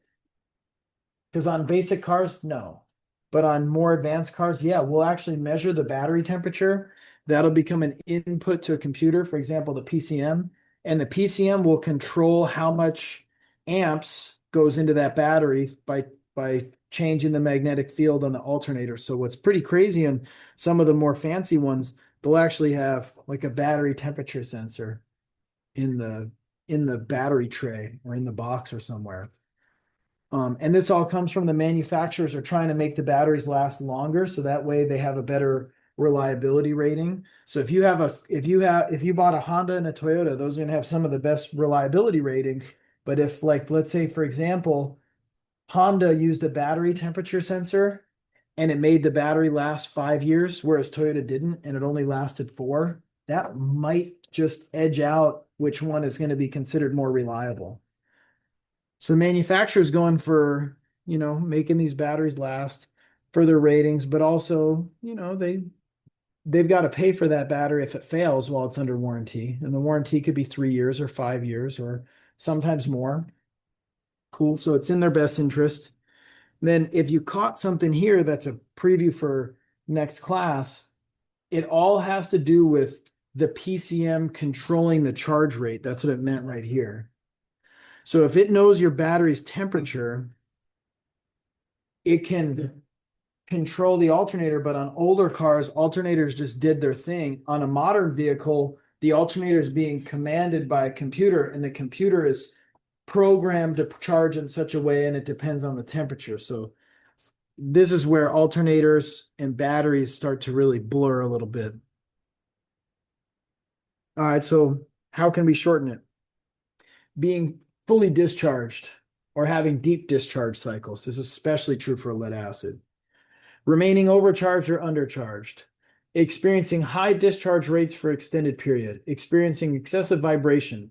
Being exposed to extremes of temperature. Having dirt or moisture around the case. Developing corrosion. These are all killers of the battery. So if you roll up to the battery and you see that it's been exposed to that hot desert environment, how can you resolve that? I don't know that you can. Tell them park it inside. Then they'll be like, it's even hotter in the garage. They'll be like, no, never mind, park it outside. Like, that's a tough fix. But they don't like really cold temperatures. So you may notice on some vehicles, the battery comes with a little blanket around it. You ever seen that? That can actually be to help keep it warm, believe it or not. So that's kind of fun. What if you see experiencing high discharge rates? What do you mean a high discharge rate? It's like a lot of current flowing out of the battery. When would you do that? No, no, no, no, no, no, no, no. Newer vehicles have taken the ability for the customer to crank the car away. When you turn the key, it sends a signal to the PCM. The PCM decides how long it's going to crank it. The more the computer controls this, the more that they can make your battery last. And also, like in the case of my neighbors across the street, when I was a technician, they would hold that starter for so long. The car would be running and you'd still hear the starter engage. And I'm like, what in the world? I'm like, I'm just gonna mind my business. I don't really want to come off like a know-it-all, but like they were definitely hurting their battery and they were definitely hurting their starter. And I definitely understand why the manufacturer's like, no, we'll just let the PCM crank it for a bit. It's gonna prevent all that type of stuff. The customer was my neighbors across the street were just holding it. Like after it started, I can just hear they're just. I'm like, why? But most people probably wouldn't do that. I don't know how common it is. Apparently, it's fairly common if the manufacturers made it so the computer controls the cranking now. So if you get in a new car and you turn the key and let it go, you notice a lot of times it'll keep cranking till it starts. The PCM will reference crankshaft speed and be like, oh, now we're running. We don't have to crank it anymore. It's kind of interesting. It's just generally better for the battery to let it crank and then give it a little break, let it cool off, let it crank again if it's not starting, not just crank and crank and crank. That's bad for everything. Okay. So overall, pretty good. If you want to talk about different types, we just talked about nickel metal hydride. So I may call this like a NIM or lithium iron phosphate or lithium ion, nickel cadmium, NiCad batteries, right? So there's lots of different types. This will just be a little intro to the various types. So like, for example, lithium ion battery has one of the highest energy density ratios. So what we mean is like based on the size, it has a lot of energy. So lithiums have a lot of energy for a small size. Makes sense? You could have just as much energy in a lead acid, but it's going to be huge. And that's kind of a problem when you're trying to have a car that can drive 300 miles electric only. Makes sense? And then if you look at, you could use nickel cadmium or nickel metal hydride. It'd be like a 1.2 volts per cell. Could we use that to be 12 point something volts? Yes. You might use whatever the number would be, maybe 11 of them. So we can use different things to make approximately 12.6. It could be a little over, a little under. That's okay. And then, if we're talking about lithium specific, because that seems to be the trend of where things are going, we talk about high energy density, low self-discharge. What do you think we mean by that? This is one of the really cool positives of a lithium ion battery. Self-discharge. So if this has a higher self-discharge, what's that mean? It's going to discharge itself over time. So if you have this just chilling on the shelf, the lead acid is discharging over time as it has that chemical reaction. So that would mean if, let's say, you had like let's say you had a Baja truck. Let's get a Baja truck. And once in a while, you take your Baja truck out and you hit some cool jumps and whoops and all that type of stuff. But that truck may very well sit while you're in the semester, very busy with school. It may sit for 5 months. Your lead acid battery is not going to like that. Your lead acid battery wants to remain pretty close to fully charged, right? And the lead acid battery has its self-discharge occurring. So by the time you go to start your Baja truck after class is over, that lead acid battery is dead and it's been dead. And remember, an extreme discharge for an amount of time, a lot of times will kill it, right? It'll go to more of a neutral pH, a little more watery, and it'll tend to build up, sulfation. But if you put a lithium on there, look, it's a low self-discharge. You may roll right up to your Baja truck and be like, it's been 5 months, boom, fires right up because the lithium ion that has a low discharge. That's a really cool positive. Motorcycles that you don't use commonly, someday when you get all your whatever the thing, your drift cars or whatever it is you're trying to do. If it's something that you work too much to be able to go out and give a lot of attention, consider the lithium. But it's basically no maintenance at all. Like honestly, if you just drive it once every 6 months, you can probably have it get charged up enough during that small drive and you don't even have to put a charger on it. Pretty cool. What do you think they mean by they have no memory? Is it kind of like me? No memory.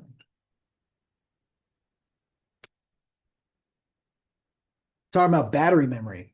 So you guys know on sometimes your phones, the more you use it, like it's actually best to fully charge it and fully discharge it. If you keep it constantly charged from 100 to 90 to 100 to 90 to 190, they can tend to get a memory. The older phones especially, they can tend to get battery memory where it'll mostly become a 90 to 100% battery. You'll only have like 10%. So a lot of batteries like some of those NiCads and NIMs, they have battery memory. So your best bet is to fully discharge it and then almost fully charge it and then almost fully discharge it.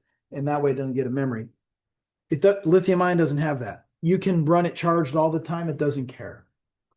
And then low internal resistance is just a positive saying like, if you have high resistance, you have lower amps according to Ohm's law, right? That was like in unit 1.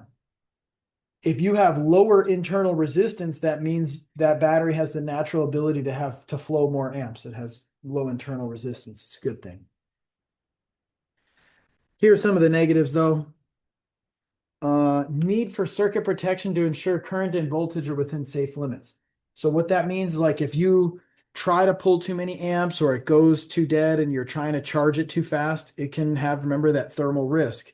These batteries can tend to get a thermal runaway, which really just means they catch on fire internally. And they're hard to put out.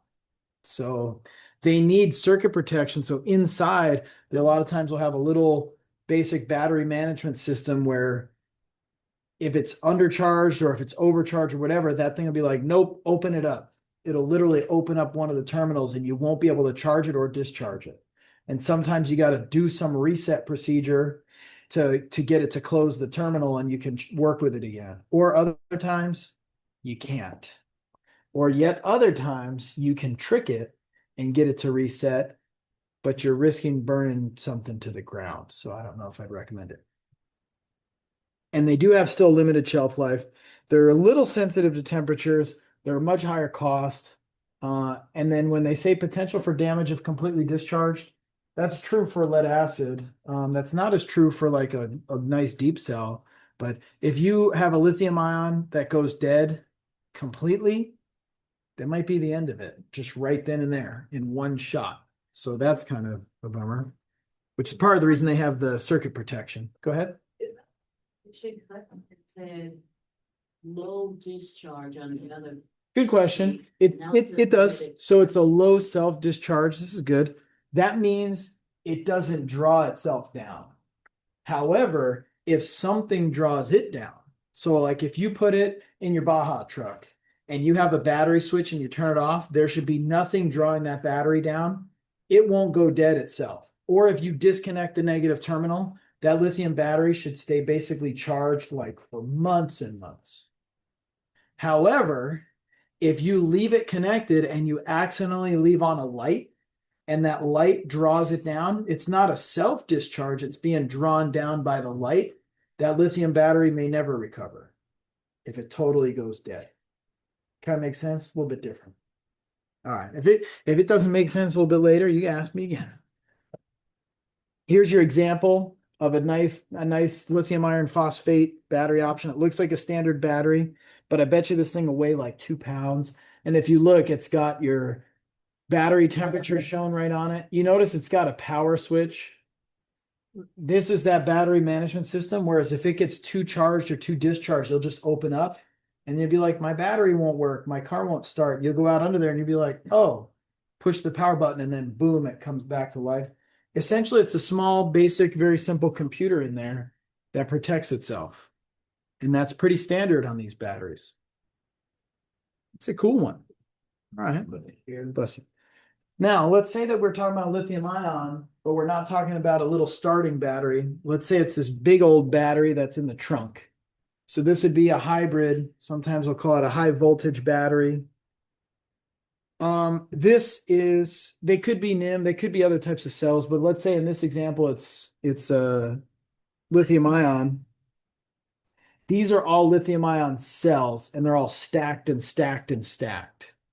And then we have bus bars that connect the positives and the negatives so that it's basically, like I was saying earlier, series.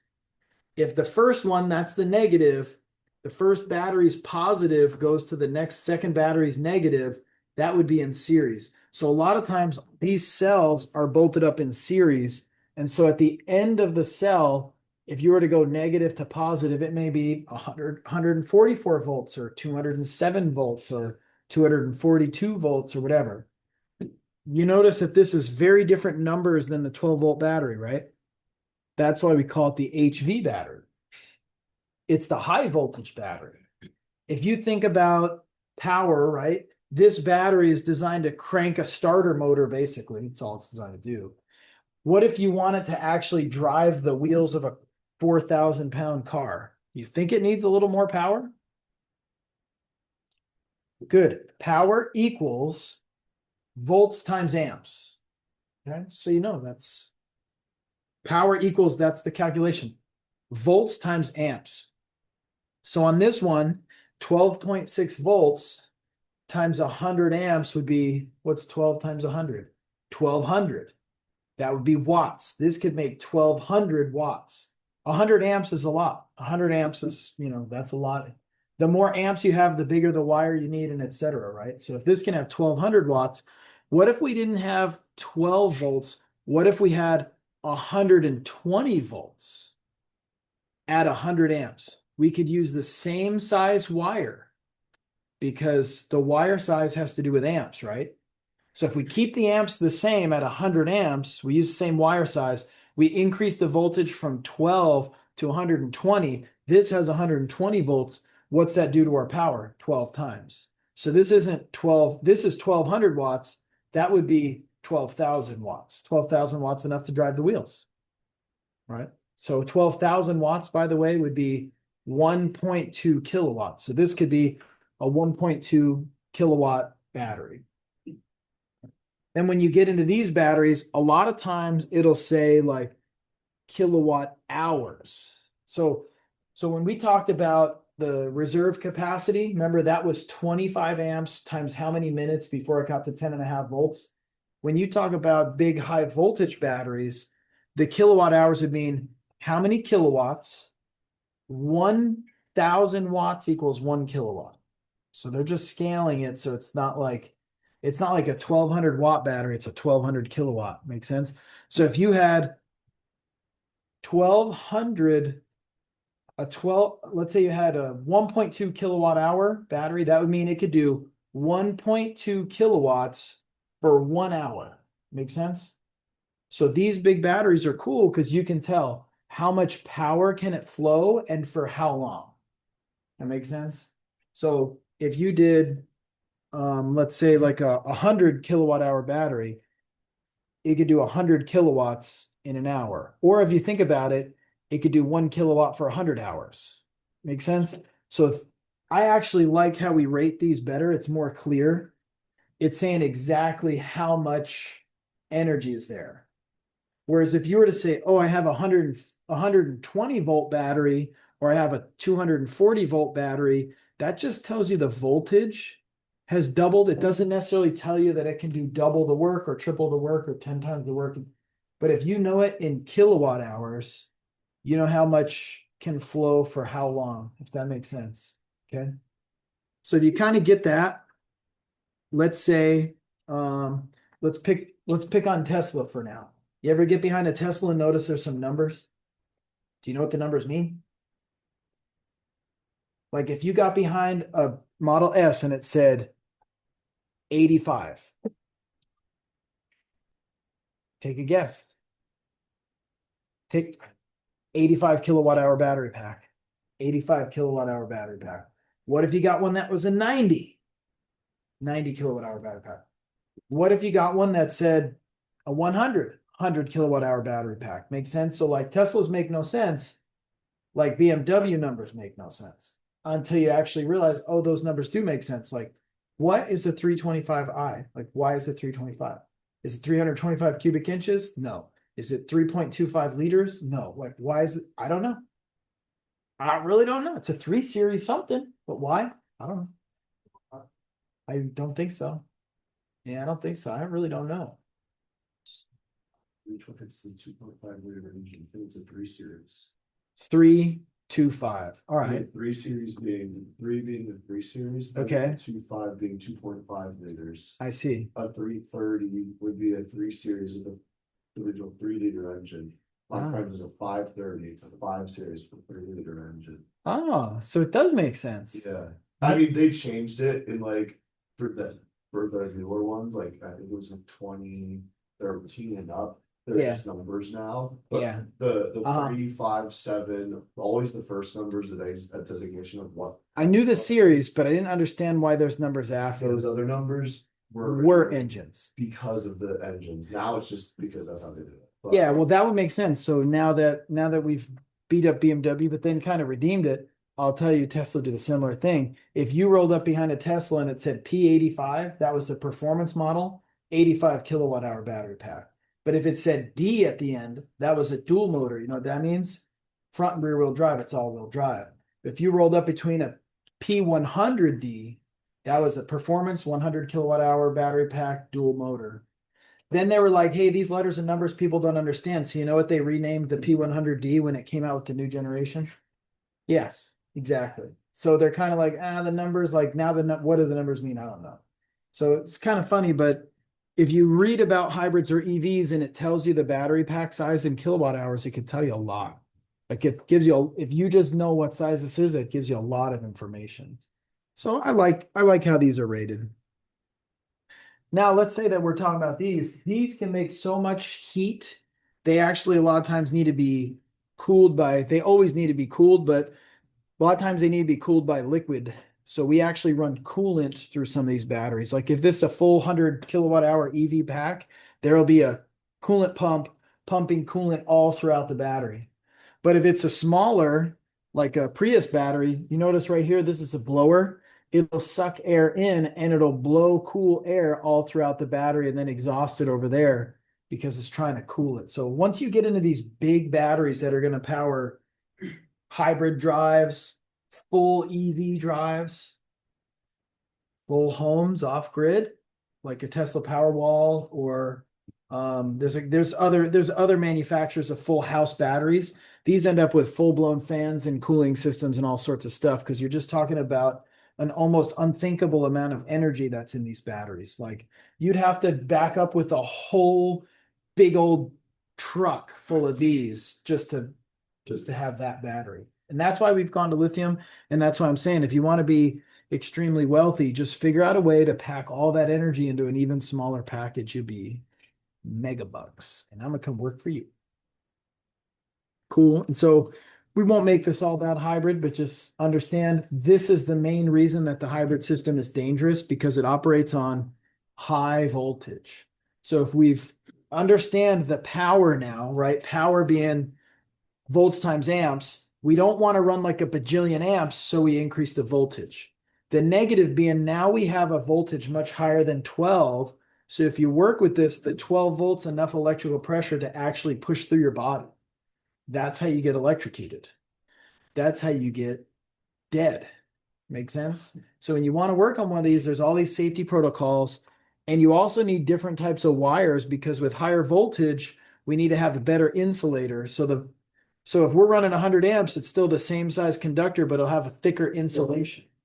What color will those wires be? Orange. So if you see orange, no touchy. No touchy. And if you need to touchy, then we go into the hybrid class where we talk about how to take the high voltage system down and make it safe to work on and do some of the tests where you can guarantee it's safe to work on. Then we can, build pretty good money because not a lot of people want to work on those. You don't have to love them, but it's not a bad idea to work on these because a lot of the old school techs don't want to deal with it. This could be your future right here. All right. So if we're diagnosing old school batteries, remember we're doing battery tester, right? If it's a battery, well, I don't have to go back this far. I got one in front of me. If it's this battery, we're going to test it normally with the battery tester. Cool. If it's a high voltage battery, we don't test it the same way. The computer, it's probably going to be a battery management system or a hybrid control ECU or something, tests the battery. And if the battery has a failure, it'll set actual codes. P0A80, replace hybrid battery pack. It literally will give you a warning light and it'll set a code, just so you know. Now, from there, can you do more testing? Of course. You could clear it and you could look at live data and you could pull up 15 or 100 different cells and you could watch how quickly each cell drops off. And there's even aftermarket companies that run little programs to watch the cell. So if you have a cell that's weak, it'll go from charge to discharge quicker than the other cells. That's how that code sets. And technically, if you found out which cell it was, there's really nothing wrong with going in there and replacing one cell. But the lessons about how we test these, it's pretty much the same. Like if you have a battery that doesn't have a big capacity down here, isn't it going to discharge quicker? Probably due to sulfation. Now, exactly what happens with lithium ion visually, I don't know. But I know that if the lithium ion cell is failing, it'll discharge quickly. So like the concept's still the same. It's kind of the same as that puddle. You look at the puddle and you're like, oh, the puddle's full. But how deep is it? I don't know. The battery tester would test it. in the lithium ion, the ECU is testing it all the time. And once one fails, it sets a code. And then you get a warning light, and then, not all that difficult to diagnose to me, actually. I think it's fairly easy. Pretty good. Alrighty, there's your EV battery. This is the EV battery. Like this, as in like all of this whole entire thing. That's a $30,000 100 kilowatt hour battery pack in a Tesla. That's what the retail is. Seen them for sale used for $8,000. So, love it or hate it, that's what you got. And yes, this has full-blown computers monitoring every cell and every piece. What's really cool in the Teslas is you can actually go in that center screen, put it in service mode, and you can look. I believe I took this picture. State of health, status of the pyro fuse. You can actually go in, like, let's say you're going to buy a new Tesla, you can actually go in there and get a state of health, like percentage reading. It can do its own battery diagnosis on board, and you can see it. All the EVs and hybrids can do their own battery diagnosis, but like domestic, you got to plug in the scan tool and click. Tesla's, you literally do it using the screen. You just got to have the access code, which is just service, all lowercase. Okay. Never get into Tesla. So Yeah. does it have that battery on the floor and also a regular battery and under the hood too? Depends on the specific model and generation. So one thing I should mention with these big batteries have these things called system main relays. These relays isolate the big battery voltage from outside. So when you want to power up the hybrid, you need a little 12 volt or so battery to power up the computer, to power up the relays so that the big power can come out. So if you have a fully charged Prius, but it has a dead 12 volt battery, that little 12 volt battery has no way to power up the computer to close the relay. So you have massive amount of energy you have no access to till you jump it. And then all of a sudden the computer will be like, oh, we're up. Yeah. Power on the system main relays. And then it'll actually wake up. So yes, we still need a little battery. Where is it? Could be under the hood. Like on the old Model S's, it was under the hood, kind of like the hood kind of wiper area. On the newer ones, and on the Prius, the battery could be under the hood or it could be in the trunk. And on a lot of the Hondas, it could be under the hood. But if it was a Prius, if it was a new Tesla, they went away from the basic 12 volt battery that looked like this, and they went to a proprietary 16 volt lithium ion under the dash, and it's like $3,000.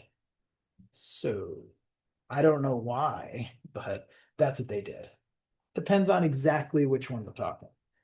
They all need a lower voltage battery to run the safety checks, and to power up the relays for the bigger battery. It's pretty neat. And we still do test those low voltage batteries. So we may say the auxiliary battery or the 12 volt battery. If a car comes in and it's a hybrid, yeah, we should still test that. Because if that fails, the car's broke down. So it'd be a disservice to the customer to just ignore it. And we test those the same as this. It's pretty much the same. They're just a lot smaller because they don't have to crank an engine. They just power up the computer and do a few basic things. Stabilize the voltage. All right, so regular maintenance, not a big deal. I'm sure that you're familiar. Inspect with the battery tester, clean it, potentially charge it if you're not going to be using it. Here's a few shots. This dirty battery top is actually a bigger problem than you think. It's not just because we can't read the label. Technically, some of this is conductive. So if you see a path from positive to negative, we could have some minor current flow through this junk and debris. You can't really leave a battery dirty like that. It'll actually have a self-discharge occur through this junk. So this should be cleaned. That would be a basic maintenance. Again, you could do basic testing with your DVOM. That's going to tell you what the battery state of charge is. This is cleaning the terminals. This is putting one of these nice felt grommets on because they do tend to pass a little bit of hydrogen gas through the plastic where it seals up against the terminal. That tends to be where the buildup is. So if we clean it all up and then we grease it and then we put a little felt pad right there, it'll help the battery acid to not seep and grow corrosion and buildup. So this is all good maintenance. And then sometimes we'll spray them with a corrosion inhibitor that'll help to not corrode the terminals. Now, if you don't take care of your battery and that corrosion gets out of hand, that corrosion will run up the terminal and into the cable. And next thing you know, you need whole battery cable, positive and maybe negative. So if corrosion's growing, we want to take care of that. Clean it up, just like this. So a technician, if they see a car come in like that. Yeah. They should make it their responsibility to clean that up. Well, what they should do is say, hey, I see this. This is the fix. It's a battery service. And then, like typically the service advisor would say like, hey, you should do a battery service. And the customer's like, oh, well, how much is that? And they're like $30. And the customer can accept or, they can agree or decline the repair. But yes, technician's responsibility to see it and recommend it. But if the customer comes in for an oil change and that's all they're paying for, we don't necessarily, like it should be taken care of, but only if they approve it and they're willing to pay. And hopefully the price is a fair price. But if you pop the hood, you're going to find some things that should be taken care of, and we can't just spend the customer's money without the approval. Same with wipers and leaks and all that type of stuff. The battery's another one. And similar, like we should do the battery test with the actual battery tester and say, hey, your battery state of health is whatever. And there should be a track record of it was good, it was a little worse, it was a little worse. And then they should be preparing like, hey, my battery state of health drops every time I do an oil change. I know it's coming up. And then all of a sudden one day, boom, it's under the threshold and it fails. And they're like, well, I saw that coming. So if we do a good job, we can build the customer's trust, and we can also prevent that car from ending up on a tow truck. However, if the customer says, nope, I don't buy anything, I don't want anything, then that's not really a very good customer. But if the customer is a good customer and the tech is skipping these inspections and not making recommendations, that's not a very good tech. So if both people are, pretty good, no real reason that we should have any big battery surprises. They're fairly predictable. Cool. And so this was just talking about the different maintenance. This one right here, remember how we talked about how the battery becomes more or less acidic depending on the charge state? Well, how can we test that? We'd actually use a refractometer. So I don't know if you guys have ever seen this with coolant, but you can put a dab on this and look through it with your eye, and it'll actually tell you the state of charge. Why would you pull battery acid and put it on this nice device? I really don't know. But that was, so you all understand, that is a way to test the state of charge. Would I do it? No. Would I just simply use my meter here to here? Yes, I would. But so you understand, it is a chemical energy storage device. This would be the chemical aspect of testing the chemicals. Cool. All right, so overall, should be pretty decent. You guys have seen battery terminals, they should be clean. They're made of a special type of metal. You'll notice they're pretty soft. So sometimes lead, zinc plated brass, zinc alloys, these types of things.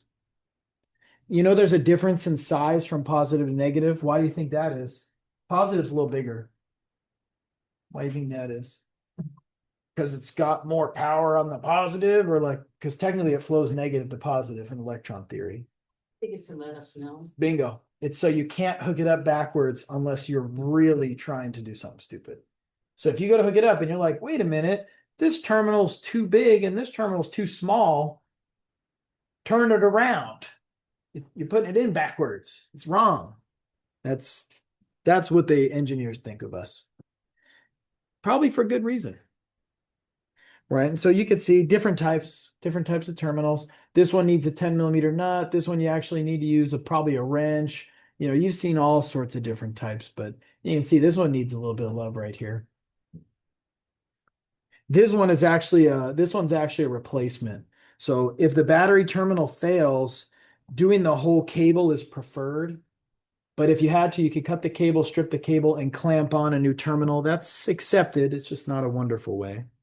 Cool. And then side terminals we talked about. This is side, flat. These you'll see on lawnmowers. These you'll see on older domestics. Most of the time we're a top post. So if it asks you side or top, this is top. This is side. This is lawnmower stuff or something. Cool. So you could see this is crimped. If you look right here, we did some crimping of terminals last time. This is crimped, but not with pliers. This is crimped hydraulically, like with a big machine.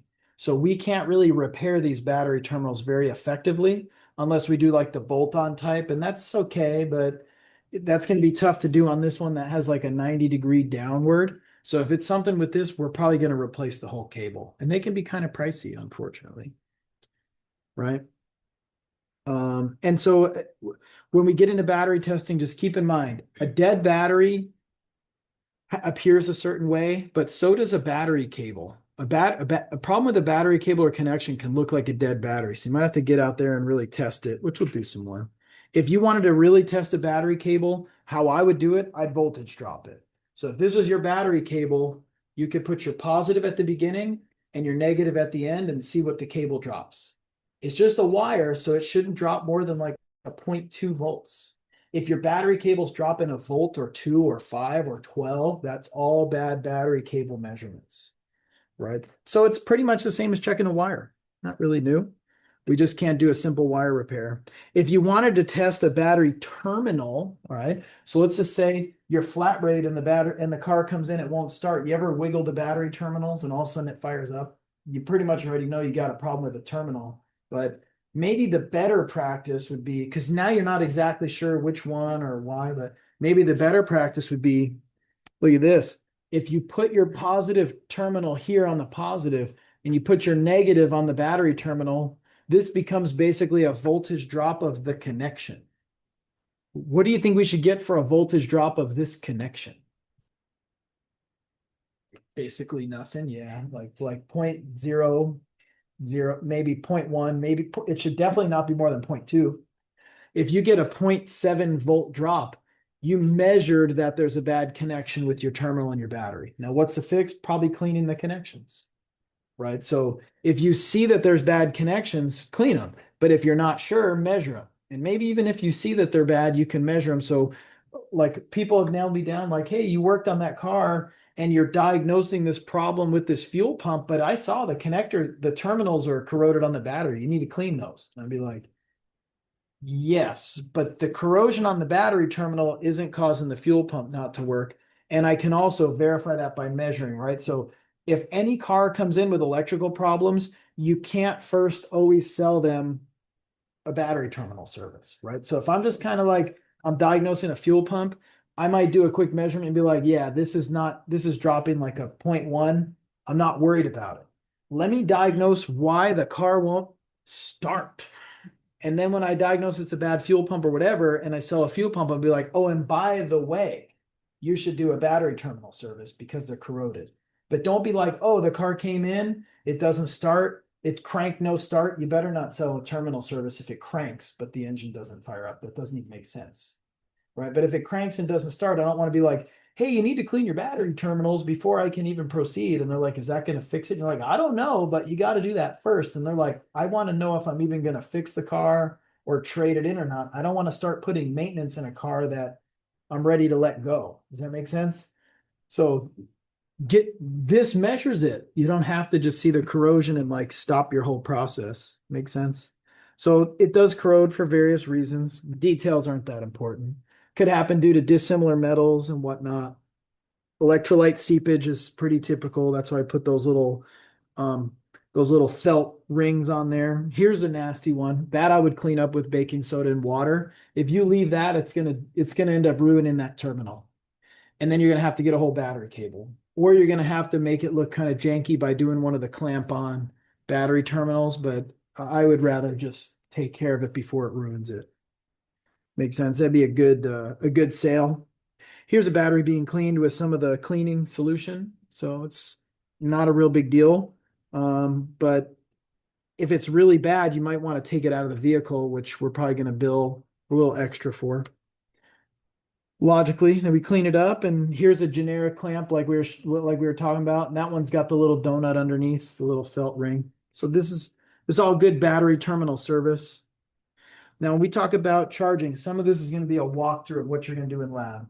So we won't go into all the details, but when you go to charge the battery, sometimes you got to do some figuring, but I mostly don't cover that anymore because the battery the battery chargers that we use in current shops are going to be fairly smart. When in doubt, do a slower charge. Slower charge is safer, better for the battery. Right, so we go ahead, we put on a slow charge. Do you see what this thing is? This is a timer. The timer is good. I don't recommend you lock it on and forget about it. If you put it on a slow charge and you put the timer up to 60 minutes or more or whatever, you're just not going to have problems. However, that's an old school charger. A newer school, you know, we might do a battery test. It might give us a number. We might use a DTAC or a Midtronics or something more fancy. And that's going to literally test the battery and then do a charge based on the results of the test, fully automated. So part of the reason we've backed off the battery testing and charging obsession is the machines have gotten so good, you don't even really need training. You roll it up, you hook it up, you say, charge the battery, and it does a diagnostic battery test, and then it literally takes over and charges it as a result of it, and all you did was push the button. So that's pretty cool. But if it's old school, just remember, slower is better, and put the timer on so it'll turn itself off when you forget. Not if you forget. You will forget someday. I'm just letting you know. Right, so this one is a little cooler. That's the snap-on. And then there's different stages, but again, it's like, I don't know. I wouldn't really obsess about all the numbers and the math and exactly how much you should charge it. But, a lot of times we're going to you could do a kind of a faster charge, about 80, and then you're definitely going to have to change over to a slower charge, and that's going to take some more time. And then if you were to float it, that's more of like a maintainer. Cool. That'll get you all the way to 100. But the newer chargers will do all this without, you just push the button. It's nice. All right, jump starting. This one you definitely need to know. All right, let's say you're gonna jump start a car. First off, if the battery's frozen on the dead car, because it gets more watery when it's discharged, remember? So if the battery's dead, it can freeze if you're in cold weather. If the battery's charged, it's more acidic, but it's really technically more alkaline, really, right? On the other side of the pH scale. That won't freeze. So if it's cold outside, it's really important that you charge that battery. But if for some reason you didn't, and the battery's frozen because you push on it, you could feel it's like a brick and it's frozen. Don't do anything. You're done. We don't do anything with frozen batteries. You gotta take the battery out, bring it inside, let it thaw before you do anything. Will you experience that? I don't know. But then let's say we go to do this. You got to be aware when we go to do this. There's a couple of things we should start with. When we're doing this, a lot of times there's going to be like a pretty rapid change in voltage, and so how we jumpstart. Some cars are more sensitive to others. So like I knew somebody who worked for AAA. AAA would not jumpstart Audis. I was kind of like, why? And he's like, oh, because sometimes you'll try to jumpstart an Audi and the ECU will fail right then and there. And I'm like, well, what happened on the jumpstart? So I don't have all the facts, but just understand when the battery's dead and you jump to it and all of a sudden there's a massive change in voltage, that's like a surge. So it'd be kind of cool if you had a jumper that actually had like, a surge protection type of thing in there. So on newer cars, a lot of people, they won't jump it like this. They're going to use their jumper box, and their jumper box can have a little bit of regulation where it brings the voltage up a little more gradually, which that's better. If it's one of those, there's no lesson to give. You show up with this thing, you turn it on, and this thing does a little assessment, and then it jumps it, gradually on its own, and it is pretty safe. But I don't need to give you a lesson on this because it's very basic. I need to give you a lesson on this. So if you pull up to a car that's dead, here's what you can do. Step one, this is your good battery. Step one, red goes to positive. Step two, or the step one on the dead battery, red goes to positive. So you could do either one right there. Step one and step one are the same. You want to do the dead car or the good car, it doesn't matter. But you hook up the red to the positive. Red here, or red here, red here. Step two, the negative one, you got to hook up right there. When you hook up the negative one on the good battery, you understand that now these have the potential to arc, so they can't be touching. If you throw them on the ground and you hook them up to the good car and the two are on the ground touching, you understand you're making welding. So separate them at least. hook the positive up to this car, then have this one hanging somewhere safe, and your final connection is going to be away from the battery. You notice it's away from the battery. Why do you think? That's where the spark occurs. And do we want the spark to be near a battery that could potentially have a hydrogen gas? We do? What are you looking to get, a vacation? So no, that's it. It's that simple. You ever notice the last connection you make sparks, right? Do it away from the battery. Then when you go to undo it, where do you think you should pull first? Keep in mind, the first one you pull is going to spark, right? So do you want the spark near the battery? No, so why don't you pull step 3 first? And then once it sparks away from the battery, you're good. Then you can pull these off in any order you want. It doesn't really matter at that point. I probably recommend pulling this one off, and then maybe pulling step 2 would be a little safer, just so you don't pull this one off and keep these 2 live and these 2 are available to spark, but it's not a big deal. The spark needs to be away from the battery. That's it. That's all. And I know you can do it. And guess what? You can do it today. Okay. I would have put the red to red. Then I would have went to the black, the negative terminal, Yeah. and then also put the other one on the negative terminal. So you're saying don't do that? Think about this. If you hook this one to the negative terminal, is there going to be a spark right there? We all do it like that. We've all done it like that 1,000 times.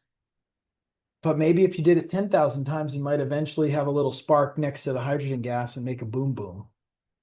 Right. This is how my grandpappy told me. It's how my dad told me. This is how everybody told me. But I'm telling you, that's not a best practice. Could you get away with it? Probably your whole entire life. But someday you'll know somebody who got bit by this. I only know one person, but I know one person. So better procedure, make the final arc away from it. Because there's spots on the car that are made for negative terminals. If you look, they leave some specific spots. Sometimes they'll even write neg on it, NEG, and you're like, hey, oh, that's a negative terminal spot. Boom. It's separate. Best practice. Right? Now with this, if you're doing it with this smart charger, nobody cares, because when you power it up, when you hook it up, it's off. There is no spark. Then when you press the button, it closes a relay inside, and that's where the spark occurs. So those you can go right to the battery, as evident by the short little cables. You can't reach it way over there, right? So this is different. If you have a jumper, however, like what we have, and it has a switch, start with it off, make the connections, and then turn it on. Boom, good. Whereas if you have an older style that has no on-off switch, it's basically like a battery with little cables, the negative should be made away from the battery connection. You just don't want the spark next to the battery. That's it. Really, not that bad. So like this one, for example, turn the switch on last. No biggie. And this one's pretty much just showing you what we did. Look at this connection. Where's that final connection? Somewhere over here by the throttle body. That would be better. That's preferred. Cool. And I think overall we're probably pretty good. I'm going to show you, like, here's one way to test. If you look through, this is that refractometer. If you look through the refractometer, this is the type of thing you see. You see this line? It's over here. It's going to show you you're about like 35% charged. Why would you do it this way? I don't know. But it technically would work. And that's why I wanted you to see it. Cool. So you literally take the sample, look through there, turn on the little light, and it's going to actually show you. Actually, this one is about 35% charged or so right here. It's hard to see, but not the coolant. These can test coolant percentages and freeze protections too. But right here, battery fluid. You can't see that well, but it's like 33, maybe 35, around that number. However, would I do that? No, I just do this. This is just telling you if the battery's charged or not. This with your meter tells you nothing about the capacity. Or here's your no tools test. This is what I would do flatbed style. I'd roll out to the car. The battery's dead. It goes click or it goes nothing. And I'm like, oh, this is evidence of a dead battery. I jump the car safely. I start it. I leave it running for how long? 15 minutes or so. And then, if I pull it into the shop or whatever, I leave it outside running. I go out after 15 minutes. I turn the key off. 15 minutes is enough time. The alternator should charge a battery that has a good depth, right? A good depth to the puddle. Good depth to the pothole. After 15 minutes, I turn it off and I go to restart it. If I go to restart it and it goes click, it's already dead. That battery is junk. Period. If I go to restart it and it's kind of like, roar, roar, that battery's almost junk. If I go to restart it and it fires right up, I'm be like, huh, the battery seems okay. Maybe I'll do further testing. Maybe I'll look for a draw. Maybe I'll try to figure out if a door was open and dome light was on, something like that, right? That's no tools at all, just understanding, which is a lot of times how I do it. But if I'm trying to do it for like warranty or, something like that might have to be more properly documented, I would just go ahead and get the battery tester. I'd hook it up and I do a CCA test and I get a number. Not a big deal. Cool. And so just remember when we test it, these are the ratings. Not a real big deal. Okay, and then here's a load test. So here's some testing on batteries. Load test is amazing. Load test is like you charge the battery, you put it under load. That's like telling somebody, hey, we're going to check your heart. Get up on the treadmill. We'll really see if you got a good heart or not. It's good. What's the negative if a doctor takes somebody and says, you know what, we're going to test your heart like really good, get up on the treadmill and run? What might happen once in a while with the customer, with the patient? Patient has a heart attack and dies right there in the doctor's office. Once in a while, the doctor gets sued. It's the same thing as a load test. Load tests are super legitimate. And they're also a chance that the car comes in with no battery problem and you're like, let me load test it. And you crank it up and then the battery dies. And they're like, hey, you need a battery. And they're like, it worked when I came in. You're like, well, it don't work now, because that's a harsh test. Then it's the same as the patient rolling out in the body bag. Makes sense? Like that's not a good look for the business. So we don't usually do load testing so much anymore, but that was a good way. You'd charge it and you'd actually apply a load and run the current through the resistor and you'd see how much the voltage dropped and it was good. We're probably not really going to do that. Right. And so if the load test would be CCA 30 seconds while maintaining a voltage of 7.2, at zero, that would be a really good test, but you're going to put so much work on the battery, it could kill it. It would actually probably be better if we did this. Half the CCA for 15 seconds and keep it above 9.6 volts. If it's above 9.6, it's a pass. If it's less than 9.6, it's a fail. It's like not full blown treadmill. It's like just walk around the office a little bit. You're probably not going to die. You did that on the way in here, but it's still a better test than just not even loading it. So that's another version of a load test. That's actually commonly done. But what we're probably really going to do, and this was the formula. Here's the actual load test. You see this looks old, doesn't it? This is actually load testing. Here's what we're probably going to do. Use a conductance tester, which you hook up, you press some buttons. It's non-invasive. It basically uses AC current to go through a DC battery, and it sees how much resistance there is internally on the plates. If it's very sulfated, remember how that looks like corrosion? If there's a lot of corrosion, what do you think the resistance is going to be in here? Yeah, high, exactly. But see, we can't test it with our meter because our meter is DC and this is DC. You can't test resistance on DC of a component that has DC. Remember when we test resistance, we power it down? How do you power this down? You can't. So the conductance tester uses AC. It tests the internal resistance, that's the conductance.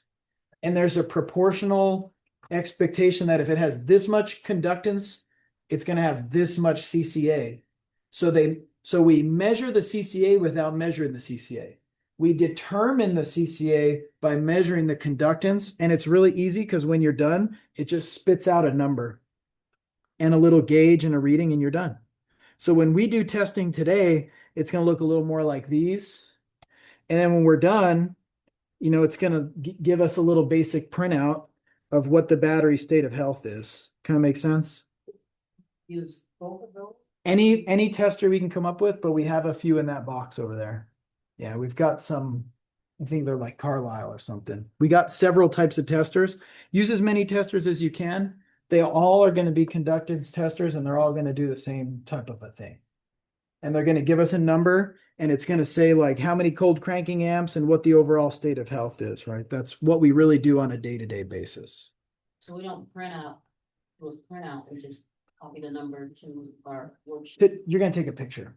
So today you're going to take a picture. For customers, I love the printout because then you can give the customer the printout and they can be like, oh, wow, I know what my battery state of health is. And you give that one every oil change and they're going to notice a trend of it dropping. And then when you go to sell one, they'll be like, you know what? I trust you. You've proven to me test after test, my battery's failing over time. Like it should make sense. It's going to be very logical. Batteries don't go from amazing to bad typically. They slowly get more and more sulfated in age.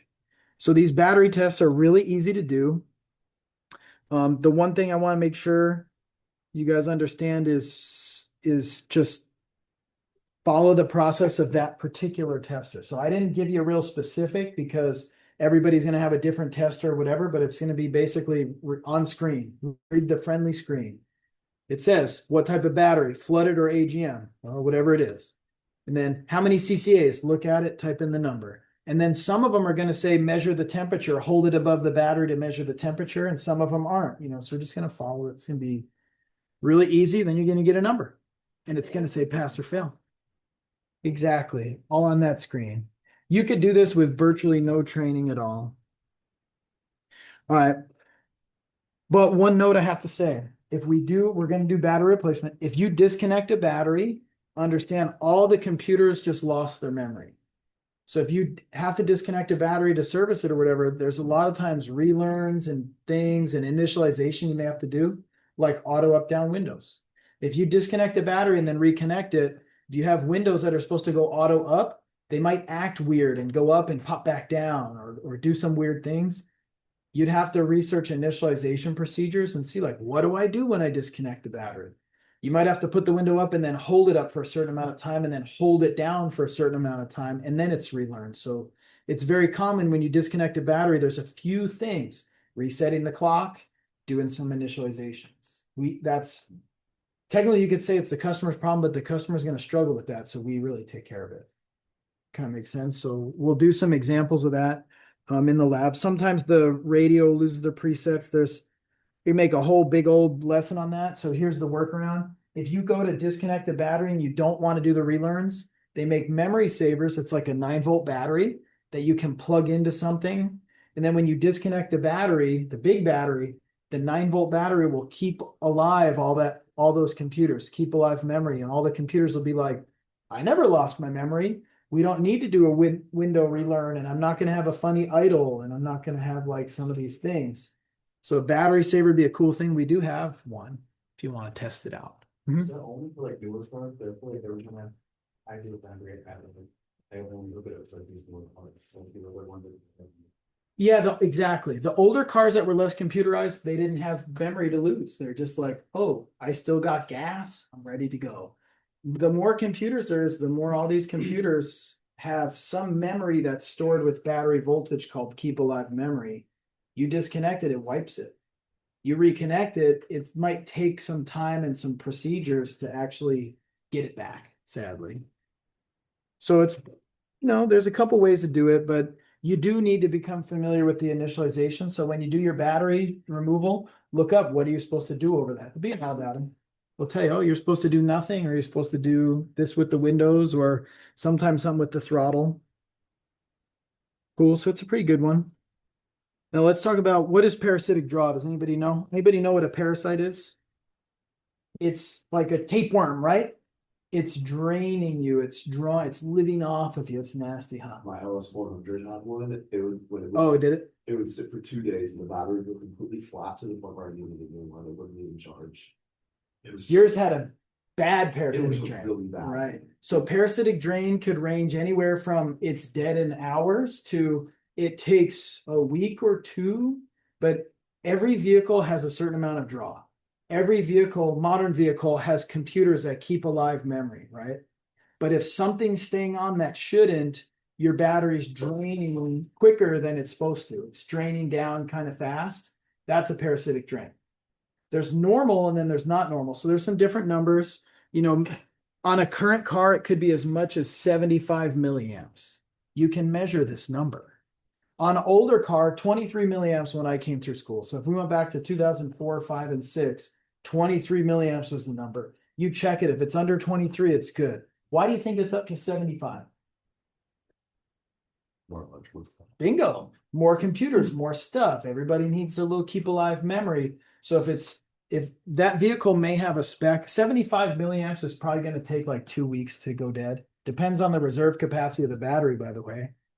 But if it has 1 amp, that may take like 42 hours to go dead. And then the customer say, Monday through Friday, my car works. Or actually Tuesday through Saturday, my car works. But like on Monday, when it's sat all Sunday, I go to start it on Monday morning and it's dead. And it'd be like, only on Monday morning, huh? I bet you it's got a drain. Or it could have a normal amount of parasitic drain and a very low reserve capacity where it just can't make it through 2 days. Right? So then that's when we go at it with our understanding and be like, let me measure. If I have a low discharge, a low parasitic drain, maybe I test the battery. If the battery passes and the parasitic drain passes, apparently it's got an intermittent. Then I may need to set my meter on it and measure milliamps on there on min max and leave for a day and come back and be like, what was the max? And you may find at one point it was pulling 3 amps and be like, why was it pulling 3 amps? I've had computers that'll wake up in the middle of the night and power stuff on and then power it back off. And it's a mystery why the battery's dead. So parasitic drains can be a little hassle. And that's kind of what we're going to say right here. When you turn the key off, everything should go to sleep, but it could take some time. Then you need to measure how much is leaving the battery. So you could use it on amps in series, which is a good way, or you could use a low amp clamp tool to measure it inductively. But ultimately it should be under 75 milliamps. And then as we get a little bit further in, like if you look at some of these, this one's showing 50 milliamps in series. That would be a pass. But when you first disconnect the battery, all the computers they lose power. Then when you first reconnect this, all the computers will wake up and they're going to read some extremely high number. Older cars, this was a good way because all those computers would fire up and they'd pull 5 amps or something. On a newer car with 117 control modules, if you disconnect the battery and then you make your final connection with your meter in series, all those computers waking up may be more than 10 amps. Why do you think I bring that up? What do you know about those fuses for amps? They're 10 amps. So this method right here on a modern, highly computerized car, it's not going to work. You can't do this anymore. There's too many modules. So we've had to leave that and go more to this. And this is a good way to do it. But they're not particularly good at like visualizing it. So if we did an inductive clamp like this, more so than this old school way, which is still really good, but just understand when you first power the computers up, it may draw more than 10 amps and blow your internal fuse. Okay. If you do it like this, it's really cool. If you go ahead and you hook it up to like a Pico and you do an oscilloscope and you can actually see it was dead, something woke up, a bunch of things started to come up. You can actually track what the voltage is over time. So sometimes we'll use the amp clamp go into an oscilloscope so it'll actually graph the use rather than just show you the numbers. The amp clip is a similar thing to like a light or like a timing light. It's the same technology. Yeah. Exactly. Sometimes they show it right on screen. Other times this amp clamp goes to a meter and the meter shows it on screen. Yet other times the amp clamp's an attachment for your scope and it gives you a graph like this. Like you can see everybody was asleep, bang, everybody woke up and then and then there's a bunch of chatter and some movement. And then this would eventually come down to hopefully under 75 milliamps. You can visually see the stuff waking up and going to sleep to help evaluate like, hey, what do I really have going on here? Right. I got some horror stories about parasitic drains. One of the simple ones, like I told you, was a drain that I got in with the symptoms of a drain, the Monday morning thing. And they either when somebody can't show up to work on Monday morning, they either got, one type of problem or they have a parasitic drain, you know what I'm saying? But Monday, this customer said, hey, Monday, my car won't start. Like, it sounds like a drain, bring it in. Measured it. The parasitic drain was like 3 amps. I'm like, 3 amps is way too much. And I'm looking and looking a lot, like, is a dome light on? No. Is something powered on? No. And I'm looking everywhere. Do you know what it ended up being? I mentioned this to you once. You know, when you flip the visor down, it's got the little vanity mirror. When you flip the little cover, the lights light up. Well, they broke it, so the lights were on, but then they closed it up against the headliner so you couldn't see them. It's like I'm looking everywhere and I track it down to pulling fuses, and that's what some of these steps are over. I track it down to exactly what circuit it's on. I watch the drain 3 amps and I pull fuse after fuse after fuse, and I pull the interior fuse. And all of a sudden the drain's gone. I'm like, all right, it's on the interior circuit. Print the diagram. Everything that's on the interior circuit, what could be causing this? And I see interior lamps. And I also see map lights. And I also see vanity lights. And I'm like, well, those aren't on. I flip it down and boom, it's glowing right in my face. It's like, oh, that was really not a hard diagnosis, but I had to do the whole runaround because, like, what do? You got to know, are you looking for like some computer powered up? Are you looking for something awake, right? So that makes sense how you'd proceed. You'd literally pull fuses until the drain goes away, and then you look at what's powered by that fuse, and whatever fuse you pulled that made it drop, it's something on there. And then you go further down and you start disconnecting individual things until it goes away. Then you can figure out what it is. Or I'll give you one that was even worse. One that came in, an S10 would die intermittently overnight. And I looked at it and it was like the drain was good. Then all of a sudden, randomly, the drain picked up, and it'd be like an amp, 50 milliamps, an amp, 50 milliamps, an amp, 50 milliamps. I was like, what? It was a pattern. It was in sequence. So you're thinking like, what could be in sequence like that? Doesn't sound like a computer waking up or something. Because I did have one where the body control module would randomly wake up and turn stuff on and then turn back off. That was another hard one. But this one, as I was testing it, I'm looking at my meter and I'm looking at fuses. Out of the corner of my eye, I see a little red light on, off. And I'm like, wait a minute.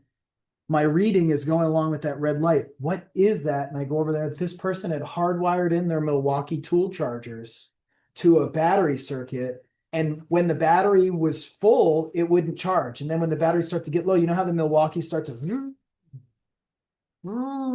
it was literally the charger turning on and off. I was like, oh my gosh, like you can't charge these off of this. I pull it all out of there. Like you got to figure out a new way to charge your batteries. You can't do it like this. That was the fault. Go ahead. Okay, that's not sinking with me. All right. Leave the meter sitting right where it's at. You don't move that at all. And Yeah, then start taking out look, pieces. it's measuring amps, right? So if it's measuring amps, let's look at the graph. If it's measuring amps and you all of a sudden see this is too high, it should be down here. Every fuse you pull is going to power something off. And if you pull the thing that's on and it's not supposed to be, if you pull that fuse, it'll go right down below 50 milliamps or below 75 or 23 or whatever. Make sense? So every fuse you pull might drop it minimally, but if you're pulling 3 amps and you pull the interior light fuse and it drops to 20 milliamps, you're like, oh yeah, whatever the thing is powered by that interior fuse. Put it back in, boom, it comes right back up. Then at least you know what area you're looking in. Make sense? Then you get the diagram for the interior fuse, and then you're like, look at all these things that are on the interior fuse, and then you just keep, just like what I did. Look at that light. Look at this light. These lights aren't on. And then it was like, oh, that one's on. It was really a simple problem. Yeah, just working the way within it. Remember, strategy-based diagnosis. What's your strategy? Track it down, hunt it down. Don't start just throwing stuff at it. Be like, well, maybe it's this module or maybe it's that thing, so hopefully that makes sense. And that's really what this is basically saying. Find out what's on that circuit. Another cool thing you could do is if this was the interior light fuse, I'm doing a voltage drop across the fuse. If there's little current flow, there'll be very little voltage drop. But if we start to draw a lot more current, we could have a very small drop across the fuse. Remember how we agreed you might drop like a 0.1 or less? What if I didn't say 0.1? What if I said 0.001? So milliamps are 1,000th of 1 amp. So if I'm looking at a millivolt, millivolts is like looking really close. And if you have fuses and each of these are dropping 2 millivolts and this one's dropping 30 millivolts, that tells me something's active on that circuit. So this is another newer, cooler way. the negative way of pulling that fuse is you power down computers and then you power them back up, and it can tend to draw more than 10 amps, which is hard on the meter if it's going to blow the fuse. But the other thing we could do is potentially just measure voltage drop. And the voltage drop isn't measuring a defective fuse. It's just indicating that's a fuse that has things on the circuit that are working, that are doing more activity. Make sense? Kind of, sort of. All right. So look at it like this. Let's say that was a fuel pump fuse. If your fuel pump's not running, I expect that fuse to drop nothing. But if your fuel pump's running and it's really straining the circuit and there's a little bit of heat in that fuse, the fuses warm up a little, right? If there's heat in that fuse, that's resistance. We would actually have voltage drop across the fuse. So if the fuse has some voltage drop across it, that means whatever that circuit is, there's some amps flowing through that. It's another tricky way. I've even seen people with thermal imaging cameras take a look and see which relays are warm and which fuse are warm. So this is an area that's constantly, people are finding new ways to do it. And the worst way, in my opinion, is the Chesney method. So I don't usually really do this, but I'll explain it in a basic way. Remember how you guys measure resistance of things? Did anybody measure resistance while the circuit was powered up and get a negative resistance number? That negative resistance number told you there's amp flow. You understand that? If there's current flow and you measure resistance without isolating it in the circuit, you'll get a negative number, right? Because your meter uses its 9-volt battery to send electrons through the thing, and then it measures how hard it is for those electrons to get back. If it's getting back a lot more electrons than the 9 volts putting out, it's like, wait, there's not only no resistance, there's negative resistance. Like there's too much happening here. That would be a negative number. Well, what if I measure the resistance of the ground cable while the car's powered on and get a negative number? Wouldn't that tell me that there's current flow on the ground? And you're like, what? So weird. Well, somebody figured out if you look, like 35 milliamps would give us an ohm reading of 0.3 delta. So it's a little bit weird, and that's why I linked this video, which I'll share to you. If you have a very, very, very precise milliohm meter, you can actually measure the resistance and get a negative number, and you can put it into a chart and determine how many milliamps are flowing through there. And it's kind of weird and kind of practical, but kind of impractical. And I could link you this video and you'd be like, it's probably going to be a little bit tough to understand, but just understand the more negative your resistance is on that ground cable, the more current flow there is. So that's a way to determine how much parasitic drain there is. So if you were just down and dirty and you thought it was a bad battery, but they also said check the parasitic drain, you could spend a bunch of time setting your meter up and setting your amp clamp and setting your whatever up, or you could do a quick check of the ground and make sure that you get 0.3 ohms. It would be like negative, basically 0.3 ohms. There's a chart you plug it into. If you've got a negative, more than a negative 0.3 ohms, you got too much current flow happening. It's an abstract thinking. Get the stuff about. Okay, here's what delta means. Delta is like if you have a nice milliohm meter and you hold it up, you know you're going to get some numbers if you're separating the leads.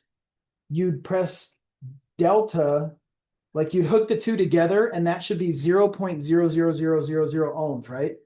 You press the reset button and that would re-zero it.